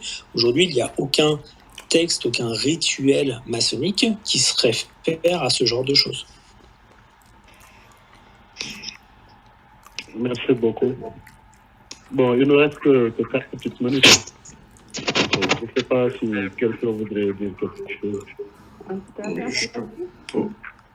De préférence, quelqu'un qui n'a pas encore parlé. Mais professeur, voilà, voilà, s'il n'y a personne, non, c'est ce que je comptais faire. Fandemba, d'accord, après. Ok, merci. Les Fandemba, après professeur, c'est quoi? Voilà. Well, assalamu alaikum. Je ne sais pas si je dois parler français, essayer de parler français, voilà. Mais bon, moi, c'est juste une contribution, pas une question. Je veux juste dire à mes parents, sénégalais, musulmans et consorts, qu'on a d'autres priorités que de passer des heures à parler de la franc-maçonnerie. On a d'autres priorités. Mais déglu-moi rek. li may wax mooy li xew suñu télé rajo yi franc-maçon gauche droite. Non, c'est pas lui, non, je parle de nos émissions du Sénégal. Je parle pas de lui particulièrement. Je veux dire, il y a la pauvreté qui est là. il y a le manque d'infrastructures sanitaires. Mais chaque fois qu'on tombe, il n'y a que de la franc-maçonnerie, des marches et consorts. Je crois que ça ne devait pas être notre priorité. Ok, nous vivons chez les francs-maçons, comme vous dites, mais bizarrement, on devient plus religieux. On ne croit plus en l'islam qu'avant. Donc, où est l'urgence? C'est ailleurs. Discutons des choses qui développeront le Sénégal. Je ne parle pas à monsieur franc-maçon, franchement. Je parle entre nous, Sénégalais, qu'il y a d'autres, ou Africains, qu'il y a d'autres priorités que d'être là à parler à chaque émission sur YouTube. Il faut qu'on parle de Rockefeller, il faut qu'on parle d'un autre. Mais des gens dont on ne connaît pas. Je vis à New York, je ne connais pas Rockefeller. I could care less about Rockefeller. Je fais tout pour faire des recherches afin que l'Afrique bouge. Donc, partons dans ce sens et laissons les francs-maçons faire ce qu'ils ont à faire. Quand tu es musulman et que tu es solide dans ta religion, je crois qu'un franc-maçon ne veut pas te détourner. Assalamu alaikum. Ok, professeur, vas-y, après. Wow, Jeff TikTok. Donc, Abdoulaye Fogna avait posé une question par rapport à l'avancée maçonnique actuellement dans nos pays. Je pense qu'il est temps qu'on se recentre et qu'on se reconcentre sur l'héritage qu'on a reçu de nos anciens, de retourner à notre religion et à nos valeurs. En fait, c'est une crise aujourd'hui que nous traversons, une crise des valeurs, une crise de la foi en réalité. Quand il y a une formation religieuse qui est pointue, la maçonnerie ne pourra pas prospérer. Donc je ne suis pas tellement d'accord avec le dernier intervenant, c'est pas Demba. Donc parler de maçonnerie peut aider même à développer notre pays.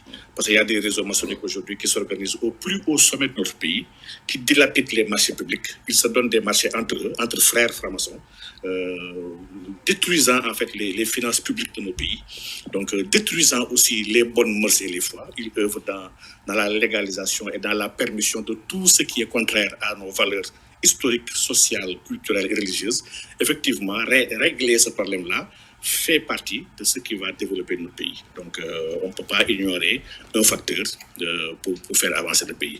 Donc, il m'a demandé, est-ce que j'ai eu des problèmes lorsque je voulais publier mon livre intitulé « La République privée du Sénégal ». Effectivement, j'ai eu beaucoup de problèmes pour l'éditer. Et ça remonte que les maçons ne sont pas ce qu'ils prétendent être. Donc, dans ce livre-là, j'essayais de montrer comment la maçonnerie travaille et a été à l'origine de la création de tout ce qu'on appelle même la République. Bon, il y a des concepts aujourd'hui, on ne peut pas y revenir, mais la République, la laïcité, toutes ces réalités-là sont des réalités, enfin, au fond, que des maçons ont essayé de piloter. Donc, des maisons d'édition ont refusé tout bonnement mon livre pour me dire que vraiment, on ne peut pas publier ce manuscrit-là. Quelqu'un d'ailleurs même m'avait dit que c'est un brûlot que je lui donnais et pas un livre. Donc, finalement, je me suis entêté en fait. Je me disais que si personne ne veut le publier, je vais publier ça en solo. Finalement, j'ai eu un ami qui a bien voulu le publier, alhamdoulilah. Donc, pour dire que simplement, il y a une influence de la maçonnerie dans ce pays, assez grave, entre frères. Et le franc-maçon qui est là entre nous, pourtant, confirme ce que nous disons. La réalité est que les maçons, en fait, se cachent. Personne n'a le droit de dire que tel ou tel est un maçon dans la loge. Ça signifie quoi? Ça signifie qu'ils sont dans l'occultisme, ils sont dans le secret. Quelqu'un qui fait le bien, un philanthrope, n'a pas besoin de se cacher en réalité. Quand on dit qu'ils sont ouverts en Europe, en réalité, ce n'est pas vrai. En réalité, ce n'est pas vrai. Beaucoup de choses qu'ils disent, ce n'est pas vrai. Donc, l'Europe était éminemment chrétienne. Rappelez-vous du Saint-Empire germanique qui dirigeait l'ensemble de l'Europe. La France, d'ailleurs, était appelée la fille aînée de l'Église, en réalité. Mais le rôle de la maçonnerie dans le combat contre la foi était quelque chose de clair. C'est la raison pour laquelle ça cachait.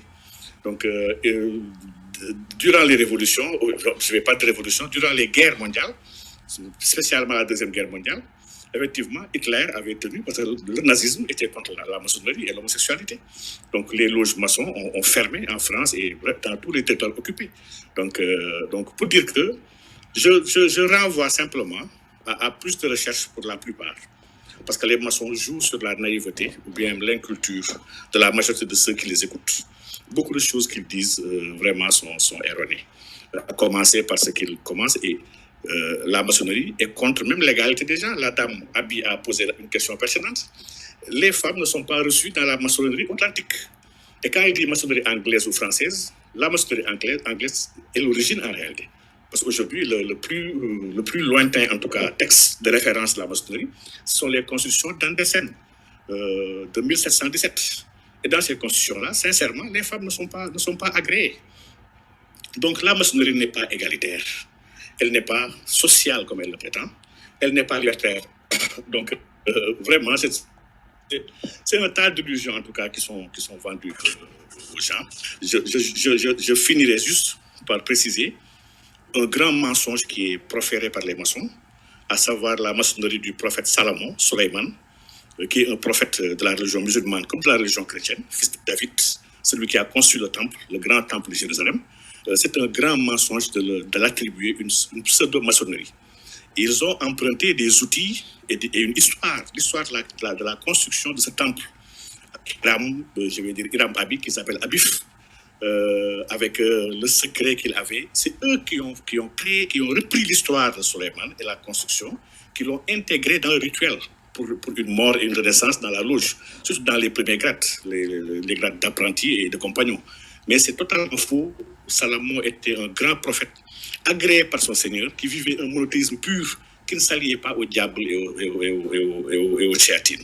Donc, la maçonnerie, dans son ensemble en tout cas, est un très grand mensonge. Je pense bien qu'on aura un jour, le temps de mieux revenir et de mieux échanger avec le frère qui est là. Donc, je le salue au passage. Je remercie tout le monde en tout cas pour nous avoir donné cette possibilité-là de nous exprimer et de partager. Donc, assalamu alaikum wa rahmatullah. Merci professeur et merci à notre invité. Wow, 5 Tizwa. Non, c'était juste pour magnifier le professeur ce qu'il avait dit. Ah, ok. Nous sommes très reconnaissants de ces explications. Et c'est extrêmement important aussi de rappeler aux gens qu'il faut se cultiver et qu'il faut beaucoup lire. Parce que aussi, la majeure partie des gens profitent de notre inculture, comme l'a si bien dit le professeur, pour nous faire croire des théories qui sont complètement fausses. Donc, merci encore une fois. Merci. Ok. Notre invité, merci vraiment. Si vous avez un mot à ajouter. Oui, j'ai un mot à ajouter, c'est qu'effectivement, il faut se renseigner, il faut se cultiver sur la maçonnerie. Donc, je vous invite à lire des livres d'universitaires. On l'a cité tout à l'heure, Roger Daché. Vous y verrez un peu plus clair et ça vous permettra effectivement de comprendre que tout ce qui vient d'être dit là dans les 4-5 dernières minutes sont éminemment fausses et complètement délirantes par rapport à ce qu'est réellement la franc-maçonnerie. Et bon, lisez par vous-même, vous le verrez. Par contre, là où je rejoins un de ceux qui est intervenu dans les derniers, c'est qu'effectivement, il y a peut-être autre chose à faire que de parler de franc-maçonnerie, parce qu'il y a d'autres sujets plus importants. Et encore une fois, la franc-maçonnerie, je l'ai dit, c'est une voie que certains vont ou souhaitent emprunter, mais c'est pas la voie pour c'est pas la voie pour tout le monde. Par exemple, moi, autour de moi, j'ai plein d'amis à qui je vais pas conseiller d'être franc-maçon, pas parce qu'ils sont pas intelligents, pas parce qu'ils sont machin, juste parce que ils fonctionnent autrement et ils ont envie d'autre chose. Et ce sera des gens au moins aussi bien que des francs-maçons, et ils prendront une autre voie parce que c'est une autre voie qui les intéresse, c'est tout. Voilà, donc c'est pas l'alpha et l'oméga. Donc il y a effectivement d'autres sujets, je pense certainement plus importants. Et pour ceux qui veulent vraiment mieux connaître la franc-maçonnerie, il y a les livres notamment de Roger Daché. Je pense que c'est le plus simple à suivre et à aborder, et qui est une des éminences de l'histoire de la maçonnerie. On a 10 secondes. Merci. Ok, grand métaux, qui est là. 10 secondes. Oui, peut-être juste pour préciser une chose. C'est moi qui ai pris l'initiative de l'inviter. Parce qu'hier, nous en avons parlé en l'absence de toute personne qui s'y connaisse réellement. Et je suis de ceux qui pensent que quand une foi est vraiment fermée, quand elle est vraiment réelle, l'on ne doit pas avoir peur de la confrontation.